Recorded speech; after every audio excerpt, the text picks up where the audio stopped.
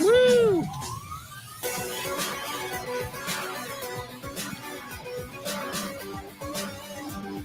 We are about 3 minutes out, 2 minutes out.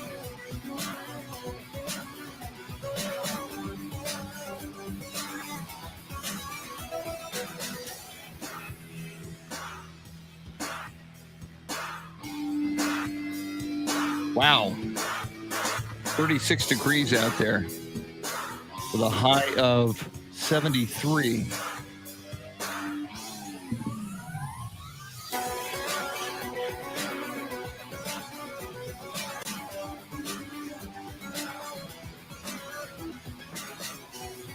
Anthony Del Toro, welcome in. You're the first I see.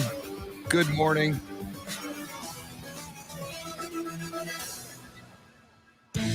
Clint Proctor. Clint, you said you were definitely going to call in yesterday, and you did not. We were ready for you, Clint Proctor. We're a little disappointed, Clint. That's all right. I mean, your Texas Tech Red Raiders beat the number one team in the country. How often does that happen? On the same night that my number 5 in the country, best ranking ever since 1974, USC Trojans fell to Stanford. Not that I'm bitter. Hector Cometh, good morning.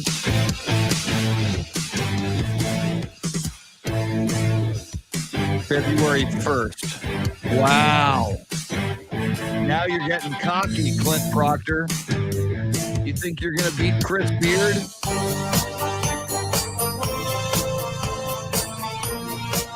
Impossible.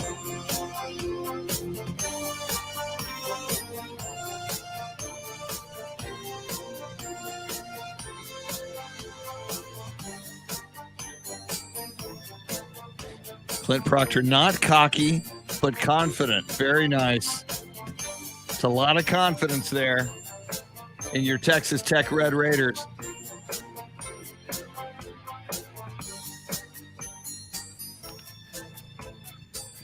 We are 2 days away from the NFL playoffs. Thank you, Jesus.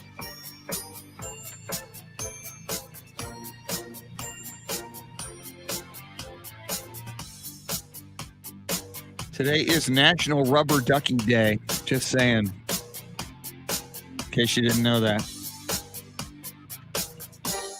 My God. All right, here we go. Doing a little radio. Sam Tobias, welcome in. Praise Tom Landry and all that is good. I'm tired after Spurs lost last night. Destroys the night. Night divides the day. Try to run, try to hide. Break on through to the other side. Break on through to the other side. Break on through to the other side. Yeah. Now, Chris Duel. It is Thursday, January 13th. Not Friday the 13th. Thursday the 13th. Can't be nearly as unlucky as Friday the 13th, but we are 2 days away from Super Wild Card Weekend, as the National Football League is calling it. 3 days, 6 games, a bliss fest of football. Chris Duel show with Shannon, Salty, Sweeney. Dave OEHLER, a Pittsburgh Steelers fan, is your Soundscape Stylist. Shannon, Salty, Sweeney, of course, a Dallas Cowboys fan like I am. But Shannon, you have a second favorite team.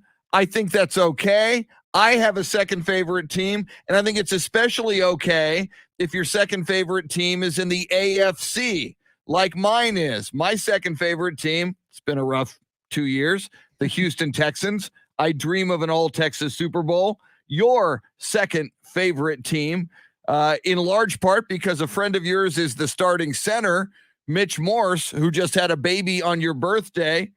Your beloved Buffalo Bills in Orchard Park, New York, Saturday night, 7:15 against the evil empire, Bill Belichick and the New England Patriots. Weather forecast for Saturday night in Buffalo. Actual temperature, 3 degrees, wind chills significantly below 0. How you feel about that? I might quit if that. I mean, I don't know how they do it. I know some guys go with like a long sleeve compression shirt, but that still isn't enough. And I don't care how warm those benches are on the side. I know they can get really warm because I believe it was last weekend when a Kansas City Chiefs personnel, like their pants caught on fire while sitting on one of those warming benches. I don't know how they're going to do it. I think it's going to be a difficult one. And both teams, obviously, outdoor fields are familiar with the cold weather. But it really is going to be like an ice bowl type situation. And it's a night game too, right? So if anything, it'll just get colder as the evening goes on. And speaking of which, Shannon, what NFL scheduling idiot decided we're going to play? We need to schedule our playoff games. Oh, Buffalo has a game in the first round of the playoffs. Yeah, let's make that a night game. I mean, you had a 3:30 slot on Saturday. You had a noon and a 3:30 slot on Sunday, and you give a night game to the Buffalo Bills in Buffalo. That sounds a little insane to me. It really doesn't make any sense. I mean, let's give the people what they want, and what they apparently think that the people want is to watch a game where players just look miserable most of the time because they are that cold. I feel like we're gonna maybe get a lot of drop passes, right? That ball slinging in, a little hot, a little hurt on the hands. I think it's gonna come down to the running game here for both of these teams. I am obviously very excited. I was communicating with my folks last night, trying to figure out, where are we going to watch it? We'd love to throw a party, but I think the COVIDs is still a bit much to host a watch party at this point. But I was even at a wing bar in town last night. It's called Anchor Bar up in Round Rock, and they're actually a Buffalo establishment. So they're an official like Buffalo Bills bar. And I was asking the waiter, I was like, so what's the deal? Your food's really good, but like, what's the deal for game day? It's playoff week 1. What's happening? He's like, you're going to have to get here really early if you want a seat. There'll be people in there standing, but if you want a seat, you got to get there early. So if there's any other Buffalo Bills fans in the Austin, Central Texas area, get to Anchor Bar, because that's going to be a fun time this weekend. Who the heck knew, Shannon, and what are the odds that there would be a Buffalo Bills bar in Round Rock, Texas? Yeah. Anchor. I mean, that's crazy. I mean, I know, there's always, Jonas Clark, who is a friend of ours, has worked in Austin, works now in San Antonio on the Sports Grind. He's from, the Cleveland area.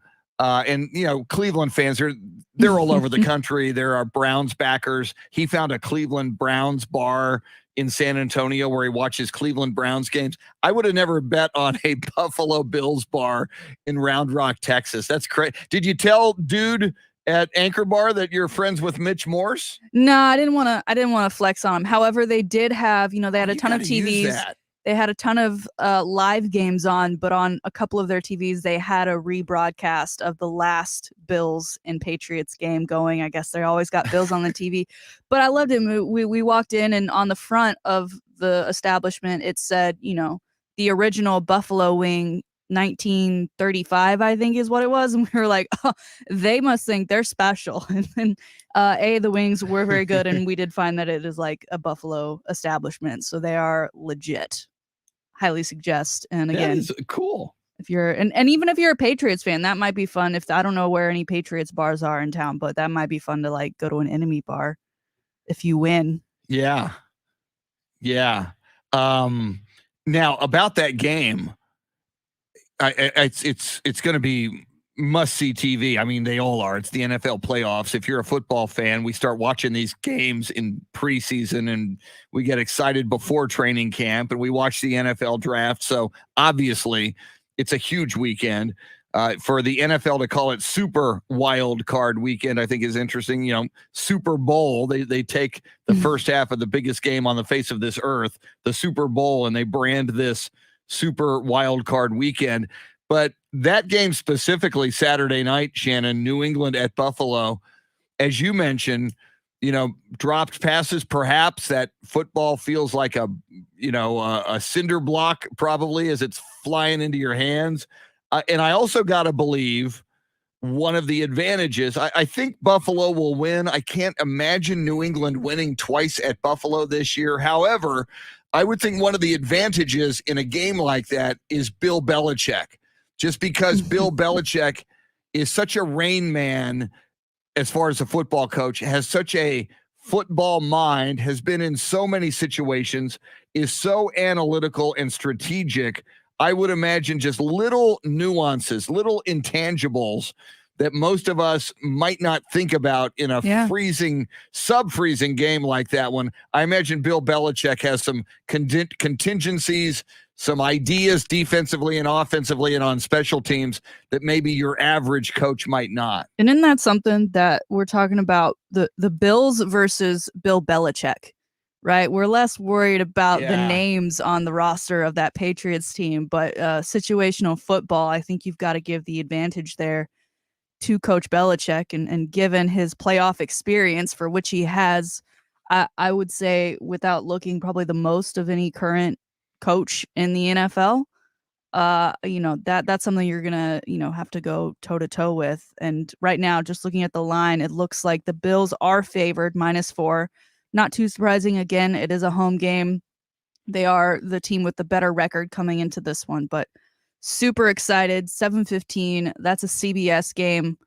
Probably the big one for me that day. I am also excited for that Raiders-Bengals game, though. That does take place earlier in the day. I think that is, two teams that you probably don't expect to go very deep, but I think a lot on the line for both of those teams, just with the players on those rosters and, of course, the season that the Raiders have had. I think it's going to be an emotional one. Now, as I hear you say, Raiders, Cincinnati, two teams you don't expect to go very deep. And I think most of America agrees with you. Cincinnati, I watched them play the Kansas City Chiefs just 2 weeks ago and beat them. And Joe Burrow and that Cincinnati team, I think Cincinnati is a team, while I agree with you, nobody's expecting them to go deep. I think they are one of those teams that if they catch fire and if Joe Burrow is red hot, and oh, by the way, they're at home against the Raiders in the first round. It's not like they drew the Chiefs or the Bills or even the Patriots in the first round. That's certainly a winnable game. So, they move on to the next round, and it's going to be just very, very interesting to see if the Cincinnati Bengals can catch fire. By the way, on the live video feed, Shannon, you mentioned Anchor Bar in Round Rock is a hub for Buffalo Bills fans. On the live video feed, Michael Garrett says Anchor Bar in San Antonio on Loop 1604 also hosts Bills fans. He said he's gone by on Sundays. It's a huge Buffalo Bills spot. I had no idea the Bills had so much traction in South and Central Texas. Yeah, that's pretty awesome. I know there's another, I think, Anchor Bar somewhere in Central Texas, so I guess that is their thing. It is an establishment from up there, right, with their wing selection, which is pretty fantastic. So it all adds up. It is interesting. I know, like downtown near 6th Street, I want to say, there's a Steelers bar. There's a place here on Lamar, like South Lamar near 6th Street, where you drive by and there's like a giant almost I don't even know what it's made out of, but a makeshift giant New Orleans Saints helmet. So there's like a Saints bar. So it is fun that there are these little pockets of other sports teams, because it's for the most part it's Cowboys, it's Texans. Go anywhere with TVs on a Sunday and you'll be able to catch one of those games, but not always the case with the others. So it is fun that that those bars are available to people. But speaking of fans being all around the country and watching games, I sent you a list yesterday. The numbers are out. The regular season is finally over, and they released the top 10 most viewed games of the season. Dallas Cowboys, 5 of those 10. Woo! They are still America's team. If anyone had any doubts, if anyone had any complaints, you can't look. Those are hard and fast numbers, okay? You can't take those away from them. 5 of the top 10. Huge point. Huge. And the highest one, 40.8 million. That was against the Las Vegas Raiders in week 12. That's a lot of people. And that's a Cowboys team that was god-awful on defense a year ago, Yes. that has been generally floundering since Jimmy Johnson left. Imagine if this Cowboys team does what they did under Landry or Jimmy Johnson, go to a freaking Super Bowl and win it. I mean, those, and I totally agree with you, the top 10 viewed games in the NFL, 5 of them involve the Dallas Cowboys. No other team can touch that. Yeah. It's crazy. Yeah. It's absolutely crazy. And yes, bottom line, the Dallas, and I'm sure half of them may or tune in because they hate the Cowboys. I remember when I first got into radio, and my boss was and the late great Andrew Ashwood was talking to me about radio and what Andrew said was, you never want to be vanilla. You want people to either love you or hate you. And he said both are good. And he used to cite Rush Limbaugh. He used to say, he said, we do research. Almost half of the people who tune into Rush Limbaugh tune in because they hate him. Yeah. Same thing with the Dallas Cowboys. Probably a lot of those numbers are haters, but hate us, just make sure you're watching us. And apparently that's the case. Well, and to your point, that Raiders and Cowboys game that had 40.8 million people, Cowboys did not win that one. Raiders won that one 36-33. So I think, yes, the haters tune in, especially when they see that there could be a potential Cowboys upset happening. And then as we recall, we opened the season, we as in the Cowboys, sorry, against Tampa Bay and the reigning Super Bowl champs. That game opened with 25.2 million people. That placed 7th out of the 10. So it only really got better for the Cowboys from there. So don't think they're not America's team, you guys. That Cowboys Bucks number on opening night got a bigger number than a number of NBA Finals games, which is crazy. I got to check in with Dave Oehler. You mentioned a Pittsburgh Steelers bar in the Austin area. Dave Oehler, you're a San Antonio guy, but you're a Pittsburgh Steelers fan. Is there a Pittsburgh Steelers bar that you have discovered in San Antonio? No, I never heard of any Pittsburgh bars in San Antonio, but now I guess there's one in Austin. I'll have to check out. There's got to be one in San Antonio. And I didn't know Anchor had any places outside of Buffalo. And so I have to check that place out too, because I know Anchor in Buffalo. I've never been there, but I watch food shows all the time, and whenever I'm going to traveling, I always check out different restaurants in different cities, and I know Anchor pretty well. So so I didn't know this at all. So Shannon and Dave, Anchor Bar is it originated in Buffalo, so it's not just if it's the place I'm thinking of, yeah. Okay, yeah, and they claim to have invented the buffalo wing. Yes, okay. that's what Shannon their signage saw said. on the wall. So yeah, wow, I had was no good. idea. I had heard of Anchor Bar, but I never knew about the Buffalo connection. I'm learning things on this show. I enjoyed it. We had plans to go somewhere else, and the wait was an hour and a half, and we were like, no. So we ended up at Anchor Bar, and it was a great audible that we called. For your information, Dave, I did find this bar in downtown Austin. It's called Shiner Saloon. And I'm not really sure. I'm very curious because not only do they host Steelers games, but also LSU games and Virginia Tech games. So I'm not really sure. That is quite the variety, if you ask me, of fandom. Yeah. There's no rhyme or reason to that. It's like yellow. If you've got yellow in your just a hint of yellow. Scheme, Yeah, there's no geographical relation that I'm aware of. But there you go, Shiner Saloon. Wow. Well, we check it out. Yes, absolutely. And if anybody knows of a San Antonio area Pittsburgh Steelers bar, let us know. For Mr. Dave Oehler. We got a tremendous show all morning long. And yes, we are only 2 days away from the NFL playoffs. So we are hardcore NFL football as God intended. Your chance to win $1,000 twice this morning. Somebody wins every hour beginning at 7:20. So at 7:20 and 8:20, the Grand in Your Hand cash contest. We'll tell you how you can enter to win a $100 gift card to Academy Sports and Outdoors. Coming up, the high five play of the day, 7 o'clock hour, Shannon's Salty Shakedown, sports history and sports birthdays. Our good friend, James Allen from the Pro Football Hall of Fame. He's been out for a while from this show. So much to talk about with James Allen. We'll do that just after 8 o'clock. The voice of UTSA athletics and our golf guru, Andy Everett.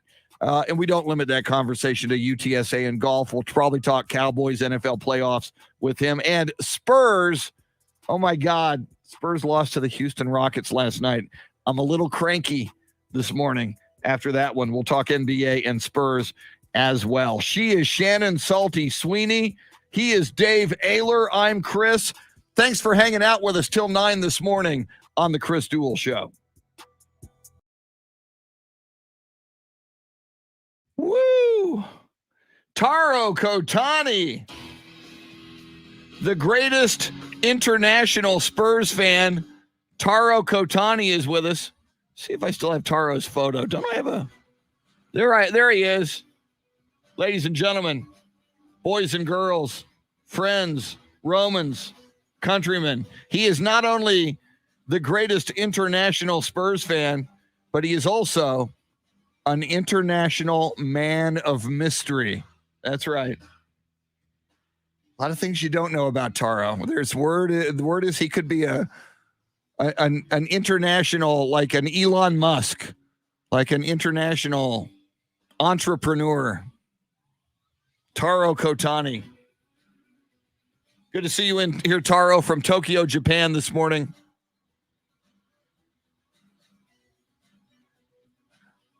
International, not just a man of mystery, an international man of mystery, which I think is tremendous.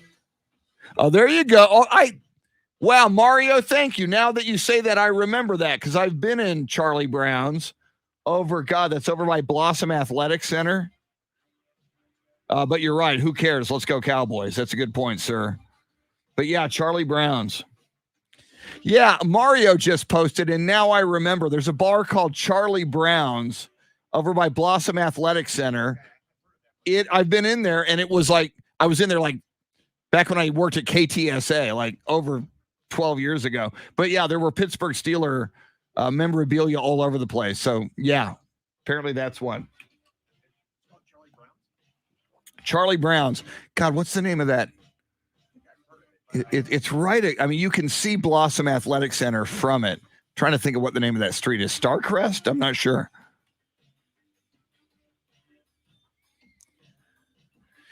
Yeah, John, I know Cowboys fans are looking for that whiteout, but I don't know if, I know Spurs fans are really bad at, and so many Cowboy fans have blue jerseys, and it drives me crazy because it shows they have no knowledge of the blue jersey jinx.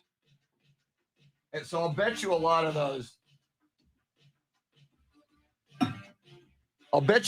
Cowboys fans are going to wear their blue jerseys because they don't know better. All right, I got some more coffee here. Let's see if it's still warm.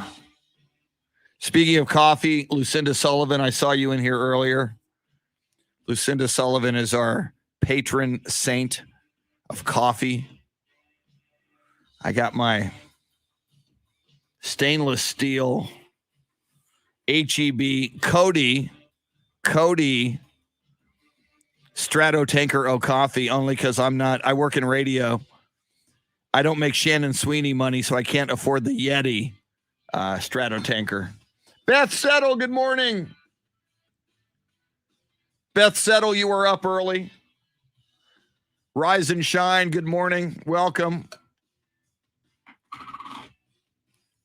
All right. Let's see if my coffee is still warm or if I have to go nuke it. Woo! Dan Gonzalez in here from San Diego this morning.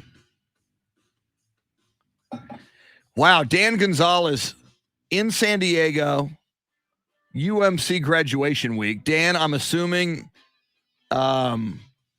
maybe you have a son or a daughter graduating in the Marine Corps. Congratulations. I lived in LA and in Laguna Beach and Newport Beach. I spent a little bit of time in San Diego. San Diego is beautiful. They call it, America's finest city. And you can certainly argue that. As you know, Dan, I'm partial to In-N-Out burgers. I know a lot of people aren't, but I am. If you head north-ish to toward LA, the original Tommy's Burgers is my favorite burger on the planet. Now, there used to be, see if there's any Wahoo's Fish Tacos. In Laguna, I used to go to Wahoo's Fish Tacos. They may have those in San Diego. Wahoo's Fish Tacos, San Diego. All right, I Google autofill to San Clemente, which is a little north of San Diego. Locations for Wahoo. I think the nearest is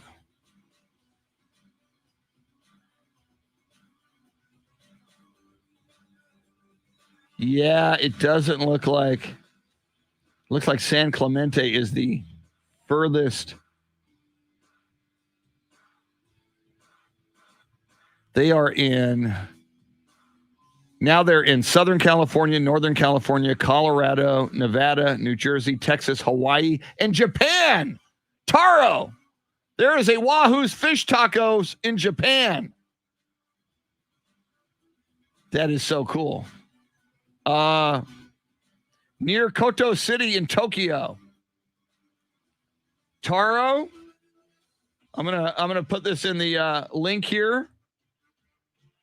One of my favorite fish tacos ever is Wahoo's Fish Tacos. They are in Japan.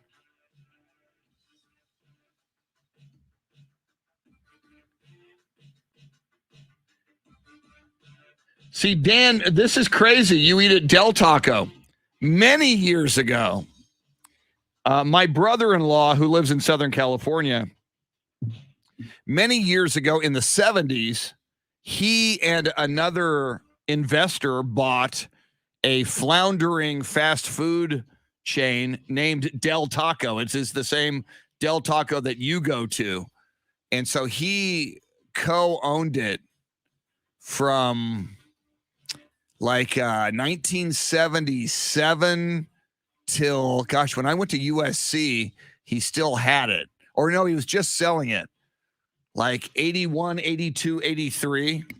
So I have like family lineage to Del Taco, believe it or not. Wes Perkins saying Del Taco quesadillas are 99 cents. Wes Perkins, you have got to have a fish taco. The best fish taco in San Antonio is at Beto's. Beto's, Broadway, just inside Loop 410. Highly recommend Beto's for fish tacos. But Wahoo's is also very distinctive.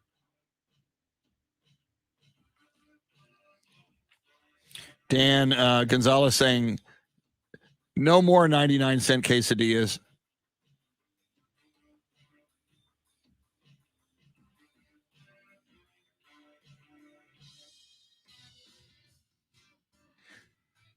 Balboa Park is very cool. Great place to hang out in San Diego. Dan, as I'm sure you probably know, the San Diego Zoo is a very popular and huge nationally recognized zoo.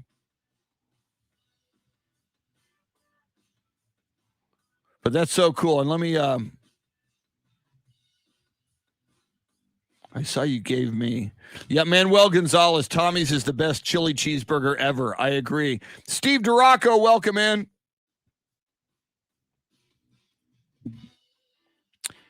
And Dan, we will give a shout out to your son when we come back to air here. Lance Corporal David Gonzalez, United States Marine Corps. How cool. Congratulations. Thanks to him for his service to our country. Thanks to you. Thanks to the parents and family. I grew up in an Air Force family.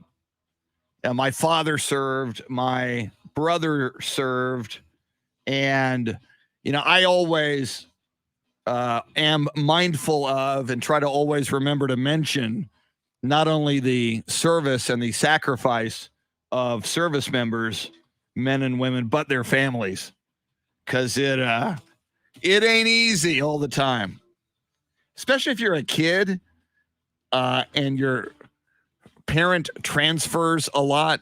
And my dad passed away when I was 4. So, and I was the youngest of 5, but all my older brothers and sisters, when he was active duty, it was like every 4 years or less, the family would move. So they'd make friends in a new city and say, oh, time to move. We're moving to Knob Noster, Missouri. We're moving to Los Angeles. We're moving to San Antonio. Here we go. We're back. It's the Chris Duel Show with Shannon Salty Sweeney. Join in by dialing 1-800-707-9760. Little Zeppelin for you, submitted for your approval by Soundscape Stylist Dave OEHLER. Welcome in. We are 2 days away from the NFL playoffs. It's the Chris Duel Show with Shannon Salty Sweeney. I want to give a shout out here. Dan Gonzalez on the live video feed. And by the way, if you're new to the show, you can catch the live video feed on Facebook, AM 1300 The Zone's Facebook page, or Ticket 760's Facebook page. Also, the Twitter pages for both of those radio stations. Also, YouTube. Lots of ways you can catch the live video feed. And what's cool about that, you're not only interacting with us live and in real time, you are also interacting with, I still got Taro Kotani's photo on the live video feed, and I'll bring up Taro. You're also interacting with sports fans from across Texas and around the world. Taro Kotani, the greatest international Spurs fan, just jumped in and joined us on the live video feed, as did Dan Gonzalez. And Dan Gonzalez is in San Diego this morning, watching and listening to the show. And he is there for United States Marine Corps graduation. There's a graduation coming up that his son is a part of. His son is Lance Corporal David Gonzalez. So we want to salute Lance Corporal David Gonzalez. And in addition to him, all who serve, thank you for your service to our country. All who are serving now or who have ever served, we thank you. And just like Dan, father of David Gonzalez, we thank families because they serve as well in their own unique way. Before we do the high five play of the day, I want to remind you, we want to get you playoff ready, and we're only 2 days away from the playoffs.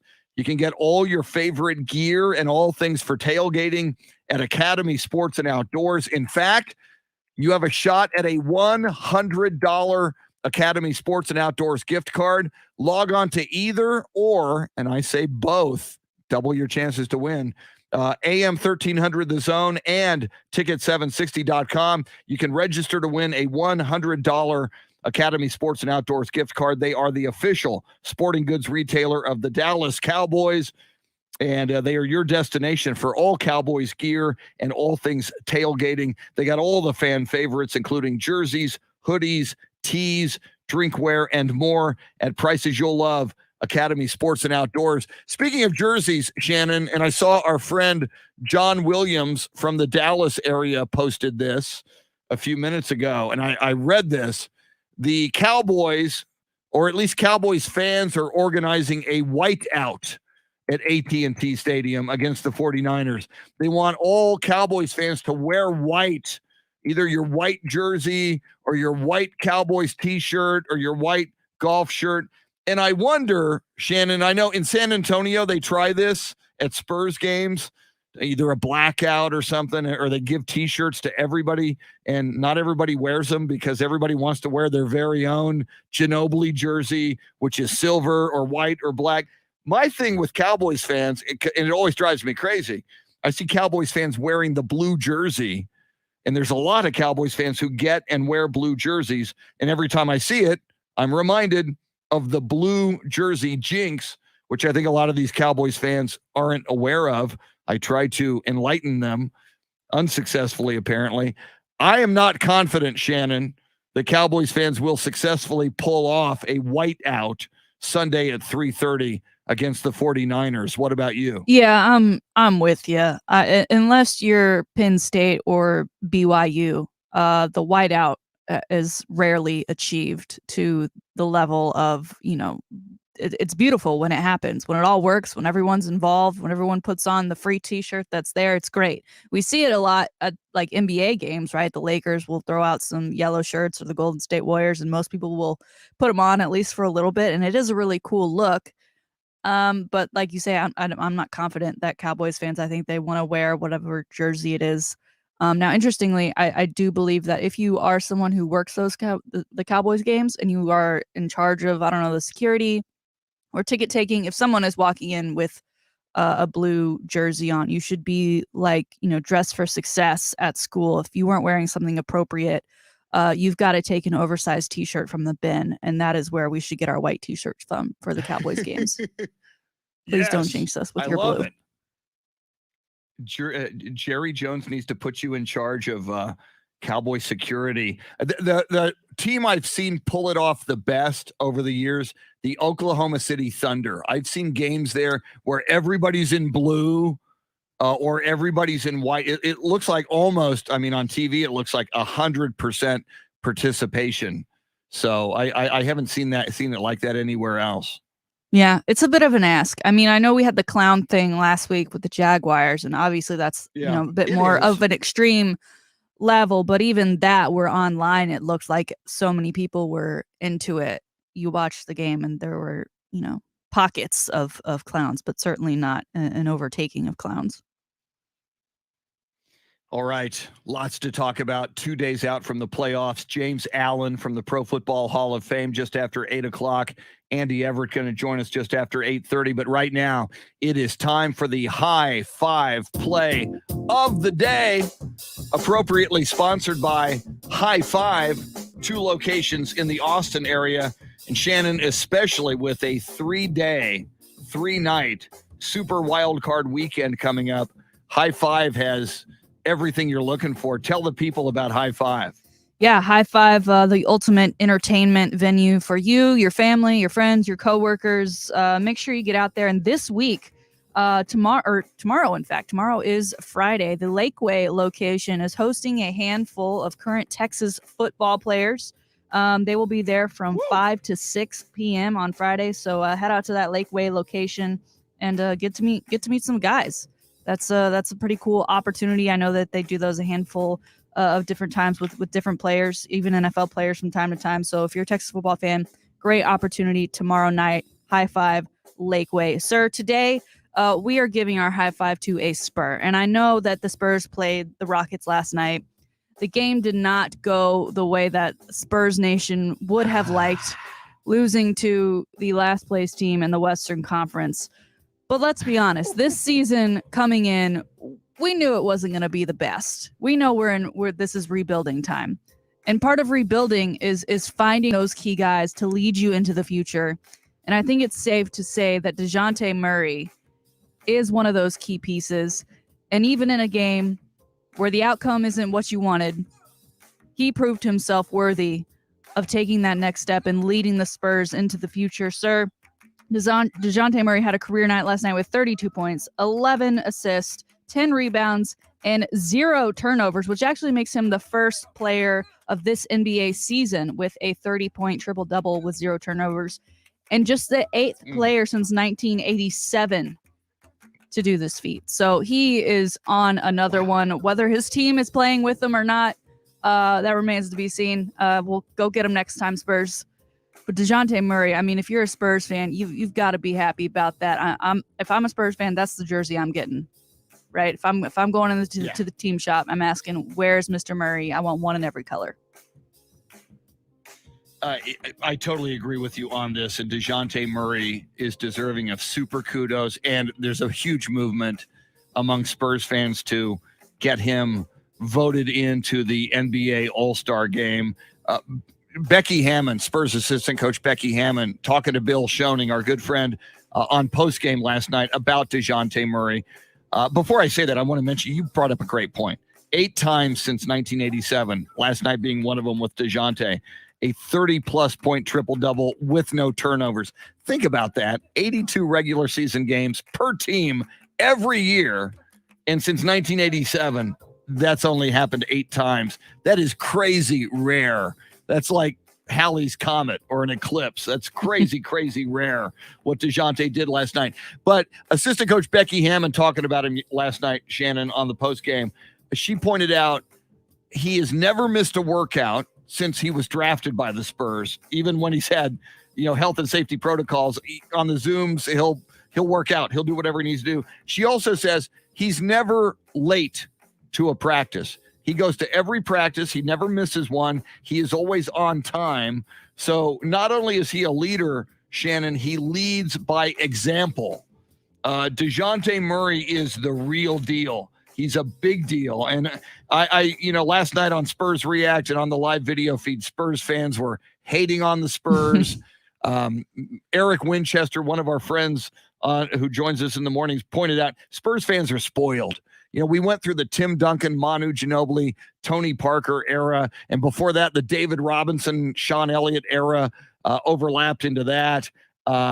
Every team goes through these cycles where you got to rebuild a little bit. You use the R word. I don't like to use it, but it's hard to argue against it this season. They are certainly, if not direct rebuilding, it is certainly a youth movement that is afoot with the Spurs. But you're absolutely right. DeJounte Murray is special. He's very special. And I think because Spurs fans went through David Robinson, Tim Duncan, Manu Ginobili, Tony Parker, and even when he was good, before he went off the deep end, Kawhi Leonard, I think because of all of that greatness, maybe they're not recognizing the greatness in DeJounte Murray because he's playing on a team right now that doesn't have a winning record, and he doesn't have those supporting players that maybe a Tony Parker had, or Manu had, or Tim had, or David had, or Sean Elliott had, to really elevate this team and his play to the next level. So I absolutely second your emotion, second your high five, great high five. DeJounte Murray, by the way, 19 points in the fourth quarter. Spurs fell down by double digits in the fourth, and other teams would have quit. The Spurs did not quit. They fought back. They had a shot late in the game. 19 in the fourth quarter for DeJounte, en route to 32 points, 10 rebounds, 11 assists, 3 steals, and as you mentioned, very rarely no turnovers for DeJounte last night. Yeah, when I played basketball, you could just go ahead and put me down for at least a couple turnovers. Just go ahead and put me down. Just get ahead of it. Because I will turn the ball over. Yes. As will every player in the NBA. LeBron will turn it over.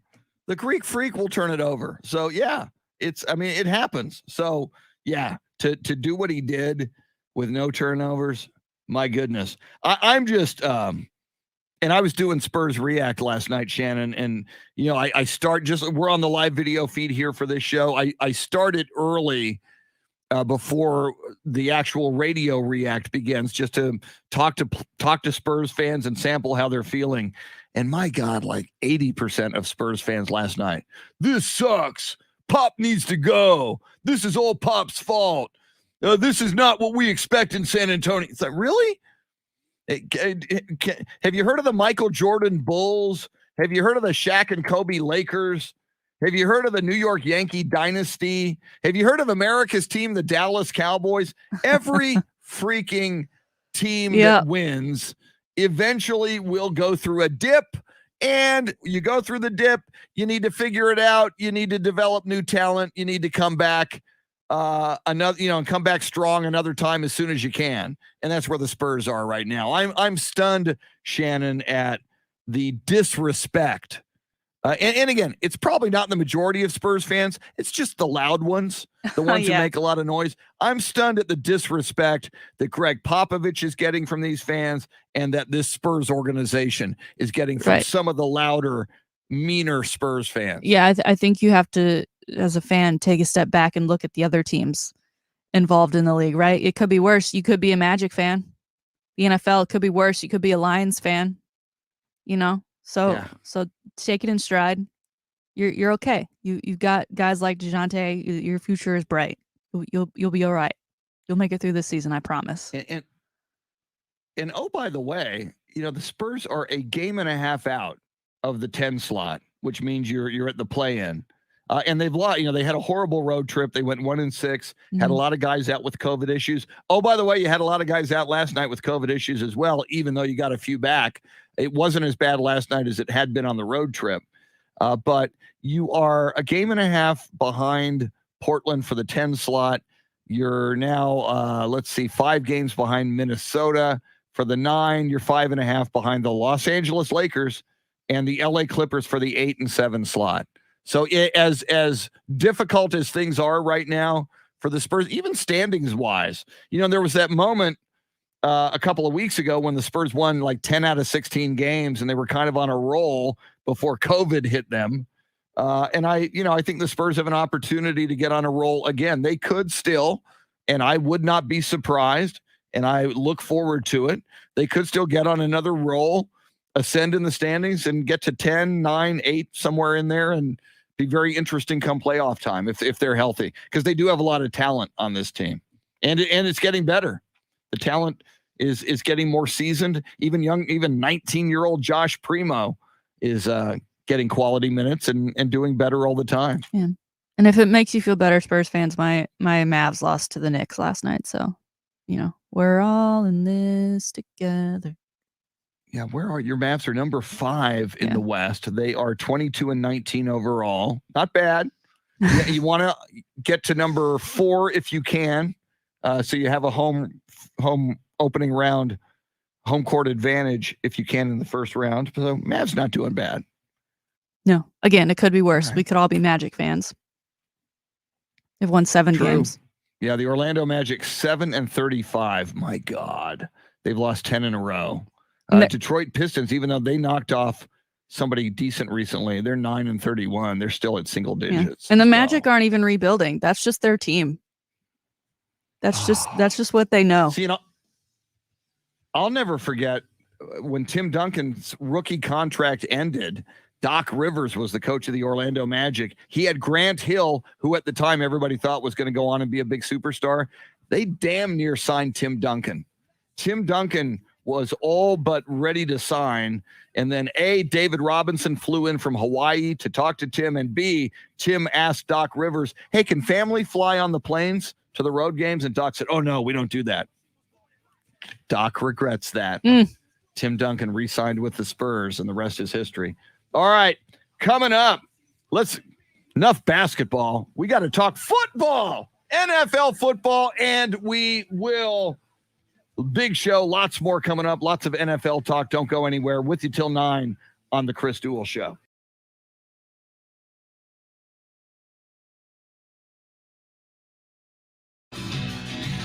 Sean Williams, I do remember Vernon Maxwell. Kind of had some behavioral issues, as I remember. Yeah, Luisa, I think the Spurs game was on Ken's 5 last night. I do believe.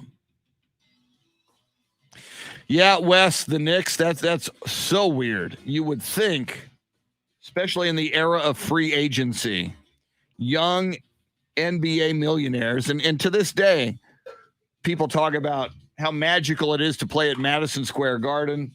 You got Spike Lee sitting in the front row. Yeah, I am amazed. And James Dolan, the owner, lay a lot of that at his feet. I'm amazed that the Knicks have been unable to become relevant and be a winner, just given who they are and where they are.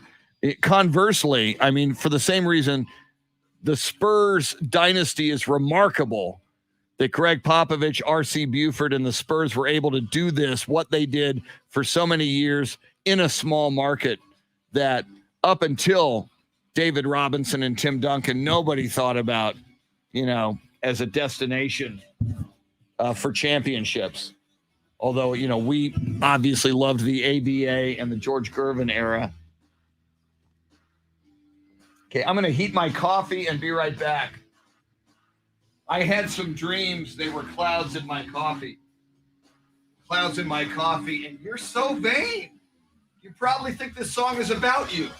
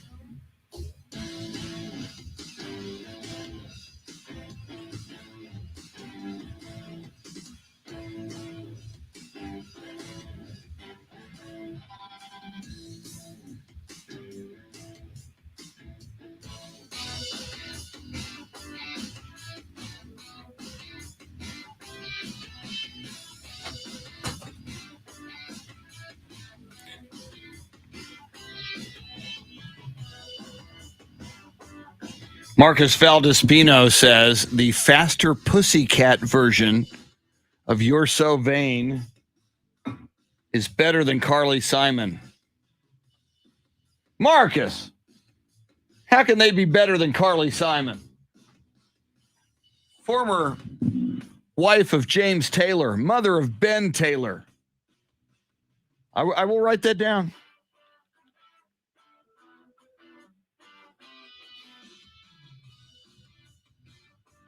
I will check it out.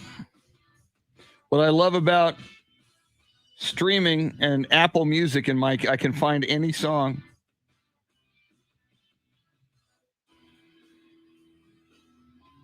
In fact, I might even be able to do that right now, Marcus. Let me see. See if Apple Music will cooperate with me. Search.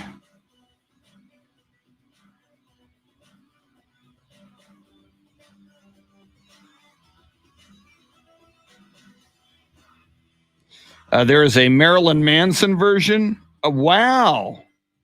They're not listing.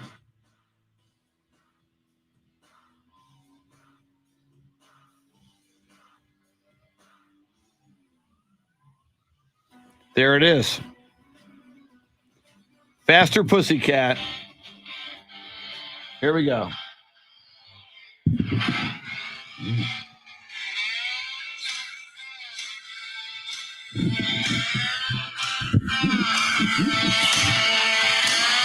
This better be good, Marcus.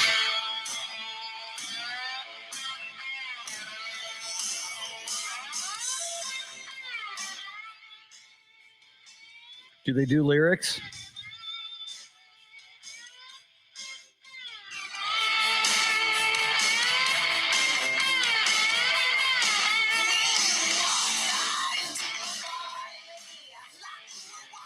Oh, I'm realizing now Facebook is probably going to ban us for playing that.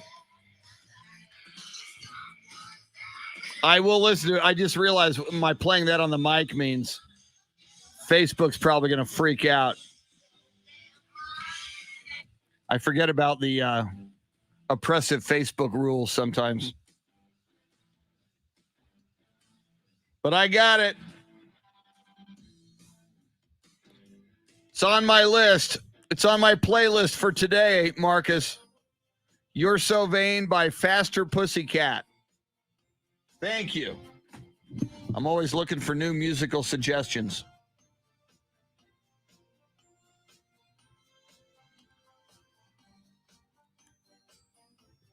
All right, let me see here. I am a little punchy this morning after a Spurs broadcast last night. Nothing like sleep deprivation. Fitbit says I slept 3 hours and 32 minutes last night, I think. Let's see.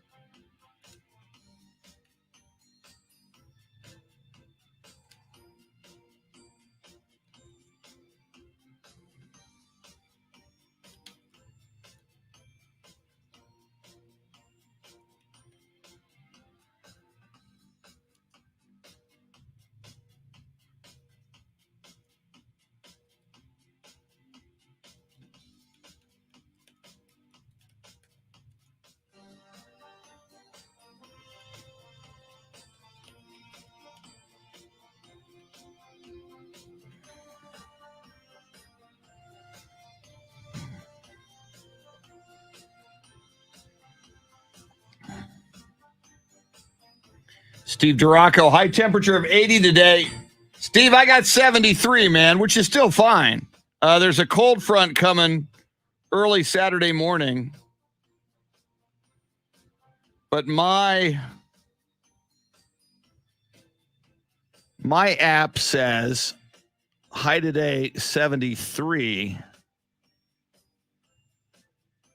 Let me look at later. So yeah, according to that, which is, again, I'll take it. I want to get outside. 73 at 3, 73 at 4, 72 at 5, sunset at 5:55. So, yeah, it did. It went down a little bit. It was like 77. It was probably 80 when you saw it. Still fine.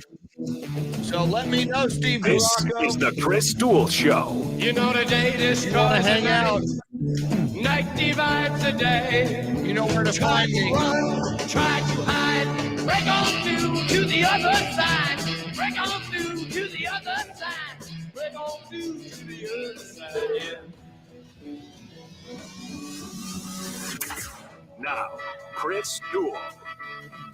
It is Thursday, January 13th, 2 days away from the NFL playoffs, which they are calling Super Wild Card Weekend. 3 days, 6 games, Saturday, Sunday, and Monday. Thank you, Mr. Lizard King, Mr. Mojo Rison, Jim Morrison, and The Doors for the intro music.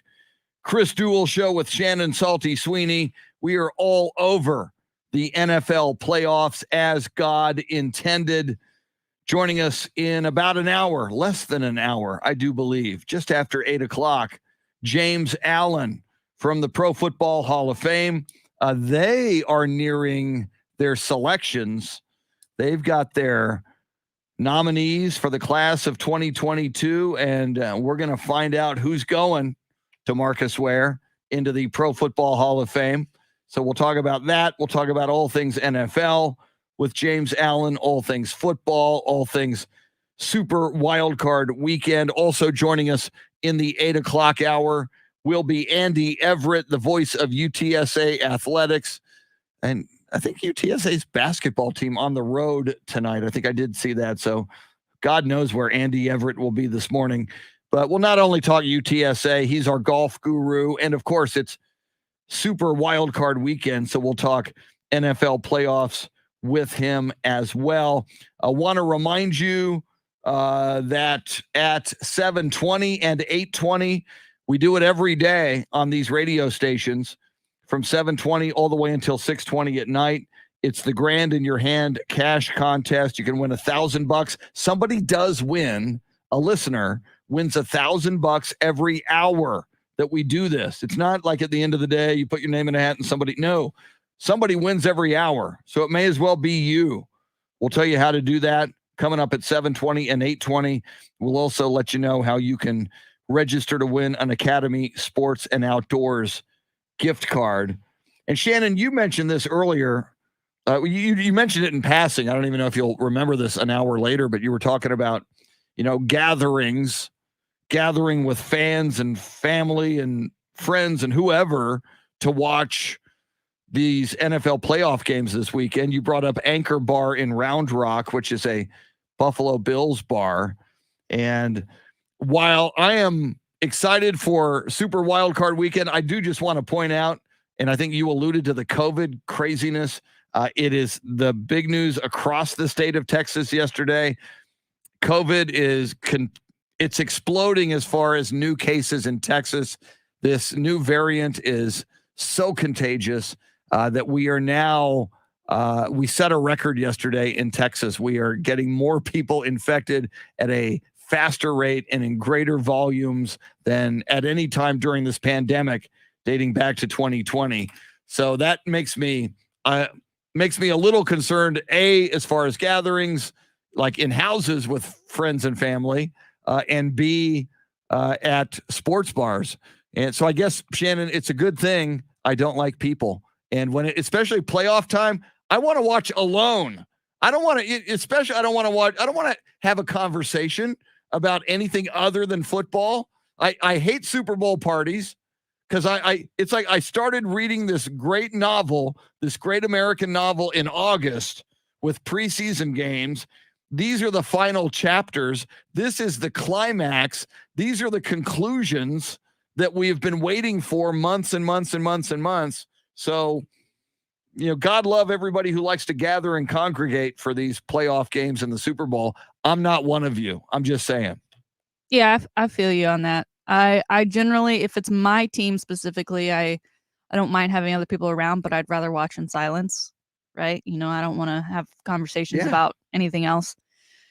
But at the same time, I do every now and then enjoy some good community football watching action. But generally, if I go to a place to watch, I'll do like a half. I can't do a full. I feel bad going to a restaurant and sitting there for 3.5 hours, right?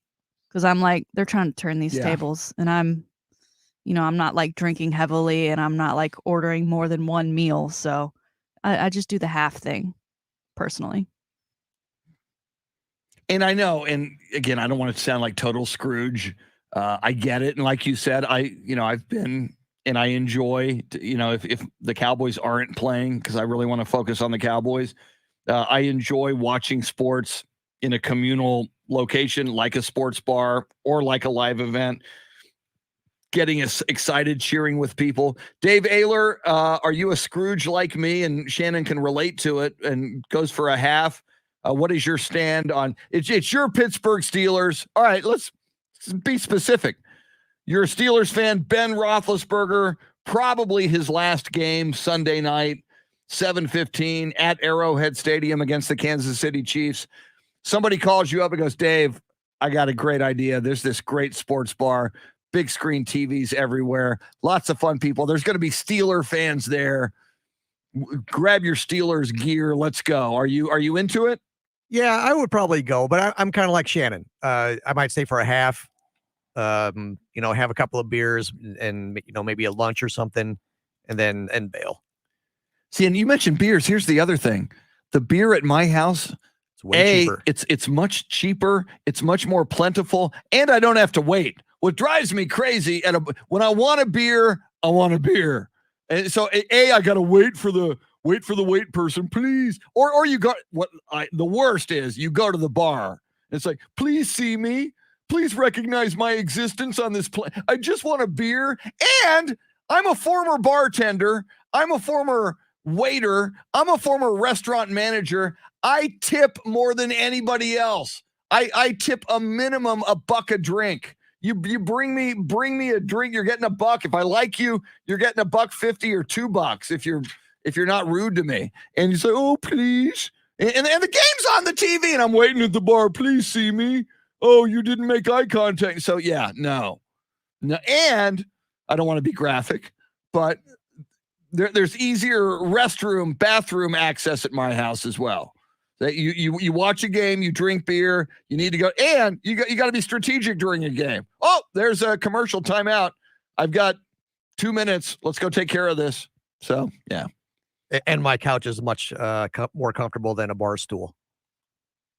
There you have it. And you got your DVR, you got replay. And if you do have to go to the bathroom, or if you do get a phone call, you can hit pause. And you're the master of space and time. And you can catch up. You can speed search through the commercials later in the game. I know Anchor Bar isn't going to be happy with me this morning, Shannon, making my case for watching the game at home. I never thought I'd meet someone more of a homebody than I am, because I'm a pretty big homebody. I rarely leave my house. I will say, watching a game at home in the comfort of whatever I want to wear, not feeling like I have to put on jeans or something to go out. Just sweats and whatever old t-shirt I've got on. No pressure. But do you think that's part of the deal? Is part of the reasons why we're so antisocial is because of our work schedule? It could be, for sure. I think it is. If not, I use it as an excuse. Now. I use it as an excuse for sure. Whether it's right half the time or not, I don't know. But yeah, absolutely. Well, and see, Shannon, you're young. I'm old. When I was younger, it was like, oh, I got to go out. It was like, if it was Friday or Saturday night, it's like we have Amber who joins us on the live video feed. It's like every night she's out. She's out at a club. She's dancing. She's partying. She's at I don't know how she does it. And then she joins us in the morning on the live video feed. So I totally don't get that. But yeah, when I was in my 20s and probably even in my 30s, if it was Friday or Saturday night and I don't have somewhere to go, are you kidding me? I felt like a loser. Yeah, it's like no. And sometimes I would go out just to go. It's like I can't stay home. On a Friday or a Saturday night. Yeah, I was the same way. When I was 20 years old, I didn't need any sleep. It's like I got to go out. So, but the older I get, especially in doing this job, which involves some sleep deprivation, when I can engineer a day on the weekend to not have to leave the house at all. It's like I don't have to go to the HEB because I stocked up. I don't have to go buy beer because I already got it in the fridge. It's like I'm good. I don't have to leave this place for 24 hours. That is like I'm in heaven. It's like I have engineered a day. I don't have to wake up at 3:30 in the morning. It's like I can sleep in. I can watch football. I can eat. I can drink. It's a beautiful. To me, that's a beautiful day in America. Y'all just go ahead and call me a loser because I'm 29 and my idea of going out on the weekend is like a good restaurant. And only one of the days. I don't want to back to back. That's too much. Let me stay at home one day.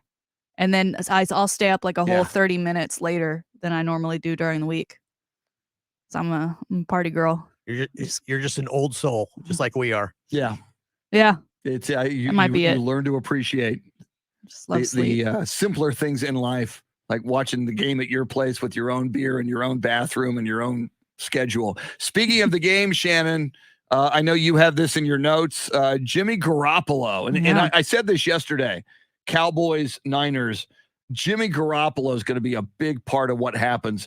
Sometimes you get interception prone Jimmy Garoppolo. Sometimes you get Jimmy Garoppolo who is channeling Tom Brady, who he learned under with the New England Patriots. So we'll see. But Jimmy Garoppolo had a thumb issue yesterday, apparently. Yeah. And the future is a big issue involving Garoppolo and the 49ers. Yeah, that thumb issue spurred from the previous game. And, a thumb issue is not something to take lightly when you're a quarterback. I mean, Texas fans know it all too well. Casey Thompson dealt with a thumb injury throughout the season and obviously kept getting re-injured. It's really wears down the accuracy of your throws and the distance. And then Jimmy G, as you alluded to, with Trey Lance and that draft and that system, ever since he took them to that Super Bowl, it's always been a question of, is he going to be the guy in the future? Is he worthy of good trade value? And that's been circulating around him for a while, even before the start of this season. People didn't know if he was going to be the 49ers starting quarterback.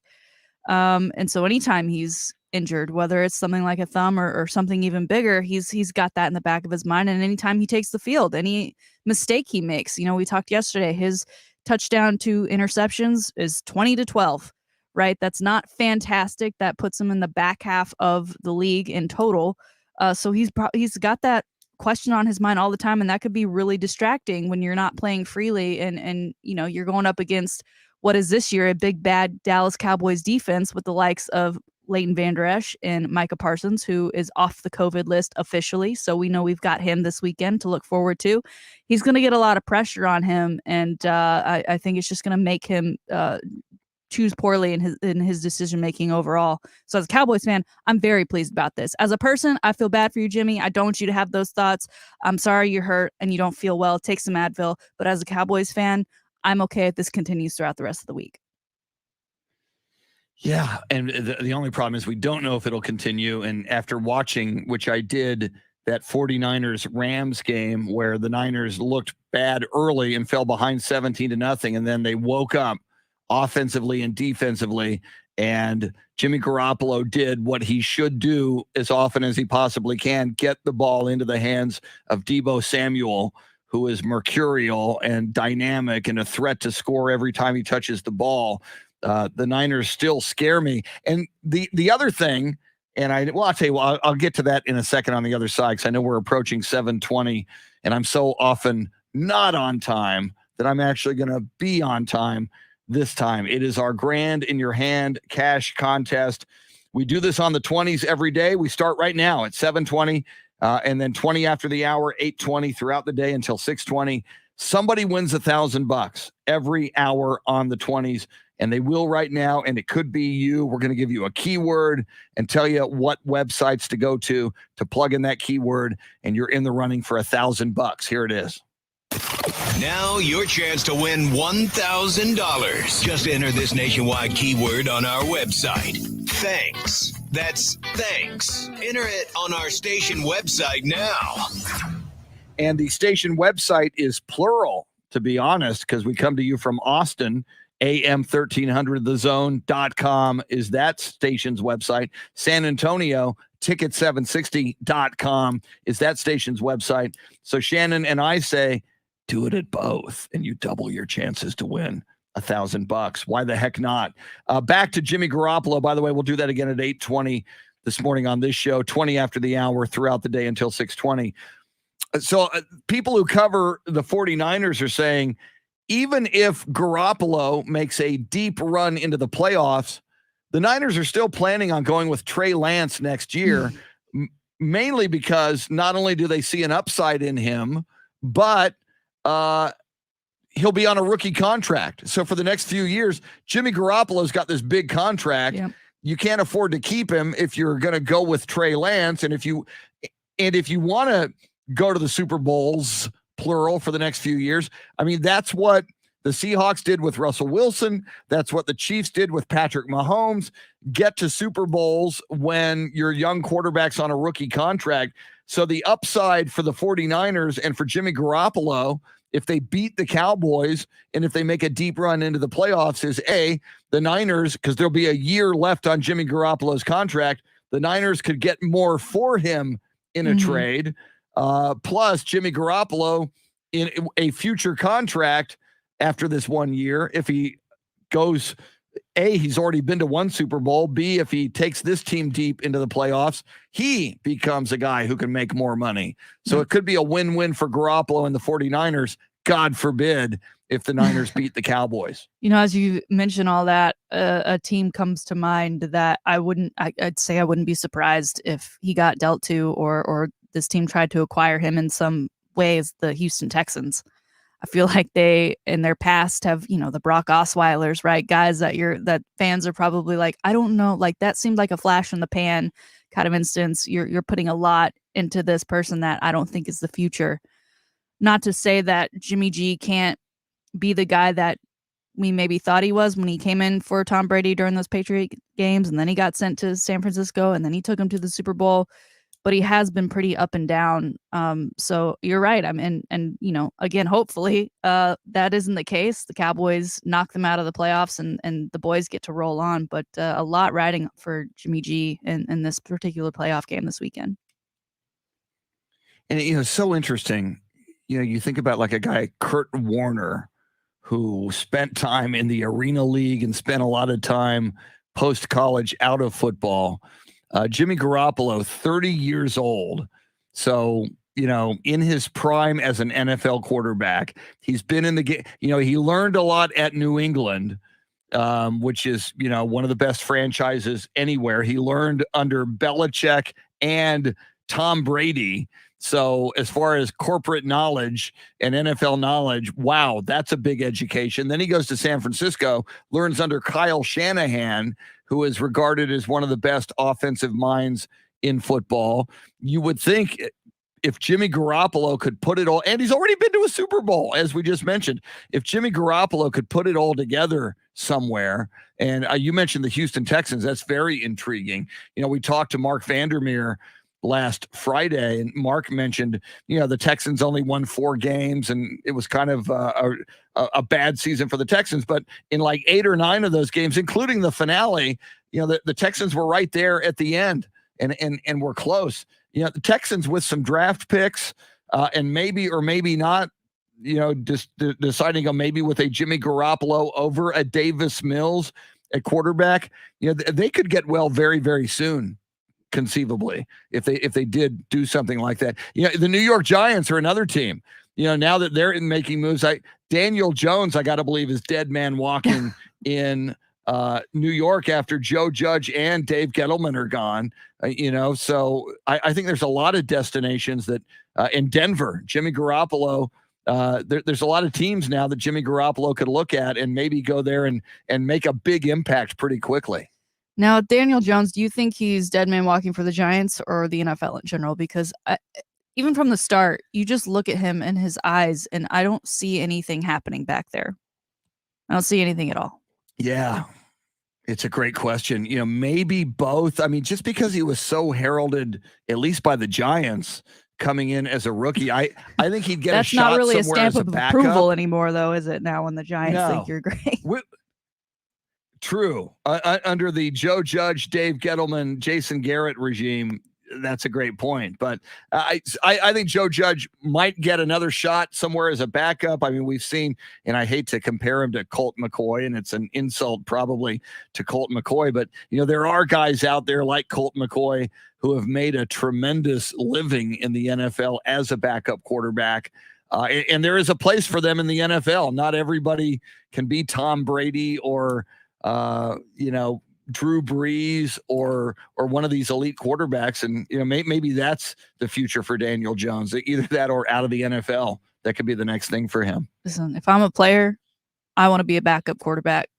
And if I'm a coach, oh my God, I want to be Joe Judge and be paid $15 million over the next 3 years to not do anything. How about that? Yeah, it's a great gig. Speaking of coaches, a little bit later, you brought up the Texans. Bill O'Brien, most recently offensive coordinator for Alabama. Before that, head coach of the Houston Texans. He is getting interviewed in the National Football League. We will tell you where. And coming up, it is time for Shannon's Salty Shakedown. We'll also bring you this day in sports history and sports birthdays. Lots of football talk this morning, as we should. James Allen from the Pro Football Hall of Fame, just a little over a half an hour from now, top of the hour, James Allen will join us to talk all things football, Super Wild Card Weekend, and what's next with the Pro Football Hall of Fame. We're going to have a new class announced just in a matter of days, in fact. Andy Everett, the voice of UTSA Athletics as well. We'll talk all things sports coming up with Andy. You are welcome to join us at any time.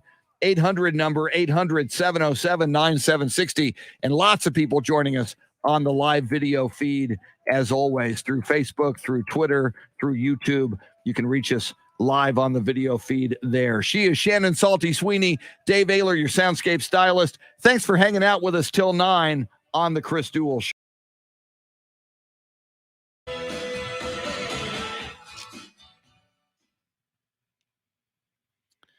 All right. Yeah, Gordon, I'm just reading what you wrote. I see other people reacted to it. Our daughter has tested positive for COVID-19. She likely contacted it from a classmate at Antonian. I did a year at Antonian many years ago. Her symptoms are minor, thank God, and she should be able to return to school next week. So, yeah, I join everybody else. Prayers and a speedy recovery for your daughter. Gordon, sorry to hear that. And my God, it's everywhere. It's if you hang out with a bunch of people, like you have to at a school, it's so hard not to get it now. I mean, I'm personally, I've told people, I'm not doing 6 feet now. I'm doing 20 feet now. I stay 20 feet away from me. And that might not work. And I know people who are fully vaccinated and fully boosted. Somebody told me, a guy I know, he's fully vaccinated, fully boosted, and now has had COVID twice. He's got it a second time now. Someone else I know has it and is fully vaccinated, fully boosted, and says they have never felt this sick in their life. It's the worst they've ever felt in their life from a sickness. And their doctor said, if you didn't, this is someone like closer to my age. The doctor said, if you were not vaccinated and boosted, you would probably be dead right now. So very, very scary. Gordon is saying Antonian is reporting 10 to 12 cases per day. Yeah, and you look at just the current Bexar County and Texas numbers, and it looks like that will probably continue to increase, sadly. Okay, I need to do something here real quick.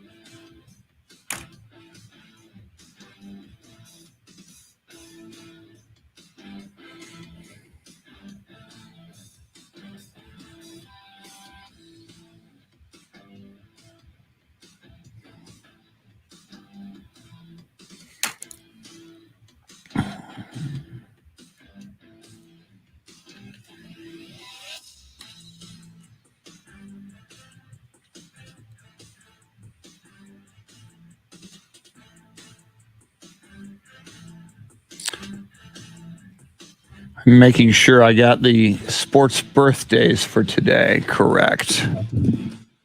See if I missed any.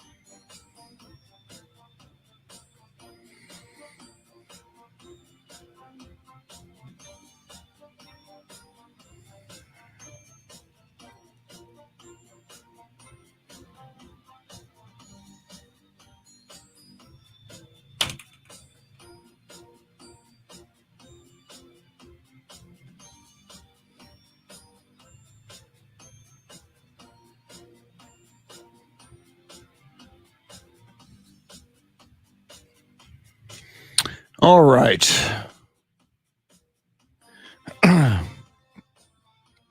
Yeah, Gordon, I think you and your wife are very wise. I think anybody who's got a kid in school to be vaccinated and boosted is a really, really good idea. Jorge, I'm sorry you're in bed recovering. Hope you feel better, man. But we are honored that while you're under the weather and in bed at 7:34 on a Thursday morning that you're watching and listening to us. It means a lot. We appreciate that, man. Feel better.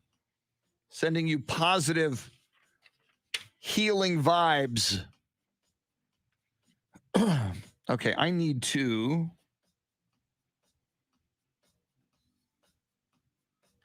email some spots. Let me see what I got here.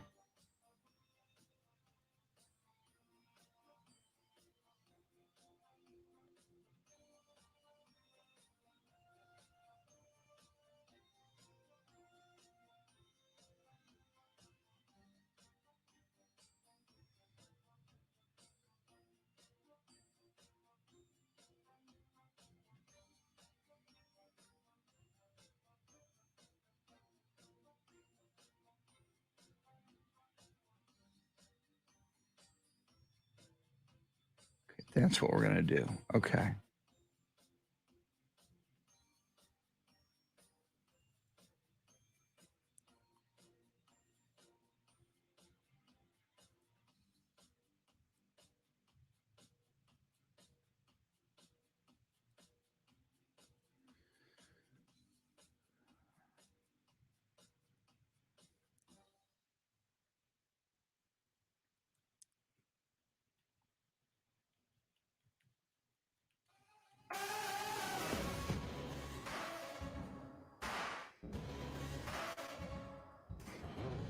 Let's get back to the Chris Duel Show with Shannon Salty Sweeney. Find Chris and Salty on Twitter at Chris Duel and at Shannon B. Sweeney. In every breath I breathe, now is when I must believe.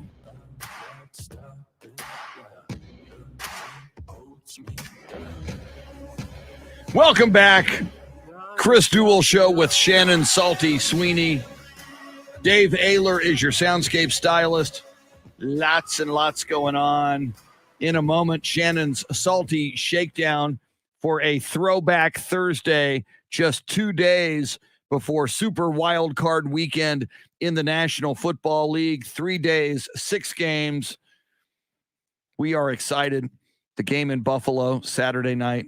Forecast 3 degrees, actual temperature, wind chills significantly below 0 in Buffalo for the Patriots and the Bills.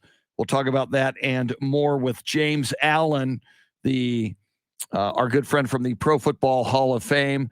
He'll be joining us just after 8 o'clock, less than 30 minutes from now. Also in the 8 o'clock hour, Andy Everett, the voice of UTSA athletics, UTSA basketball on the road tonight. And we'll talk all things sports, including NFL playoffs with Andy Everett.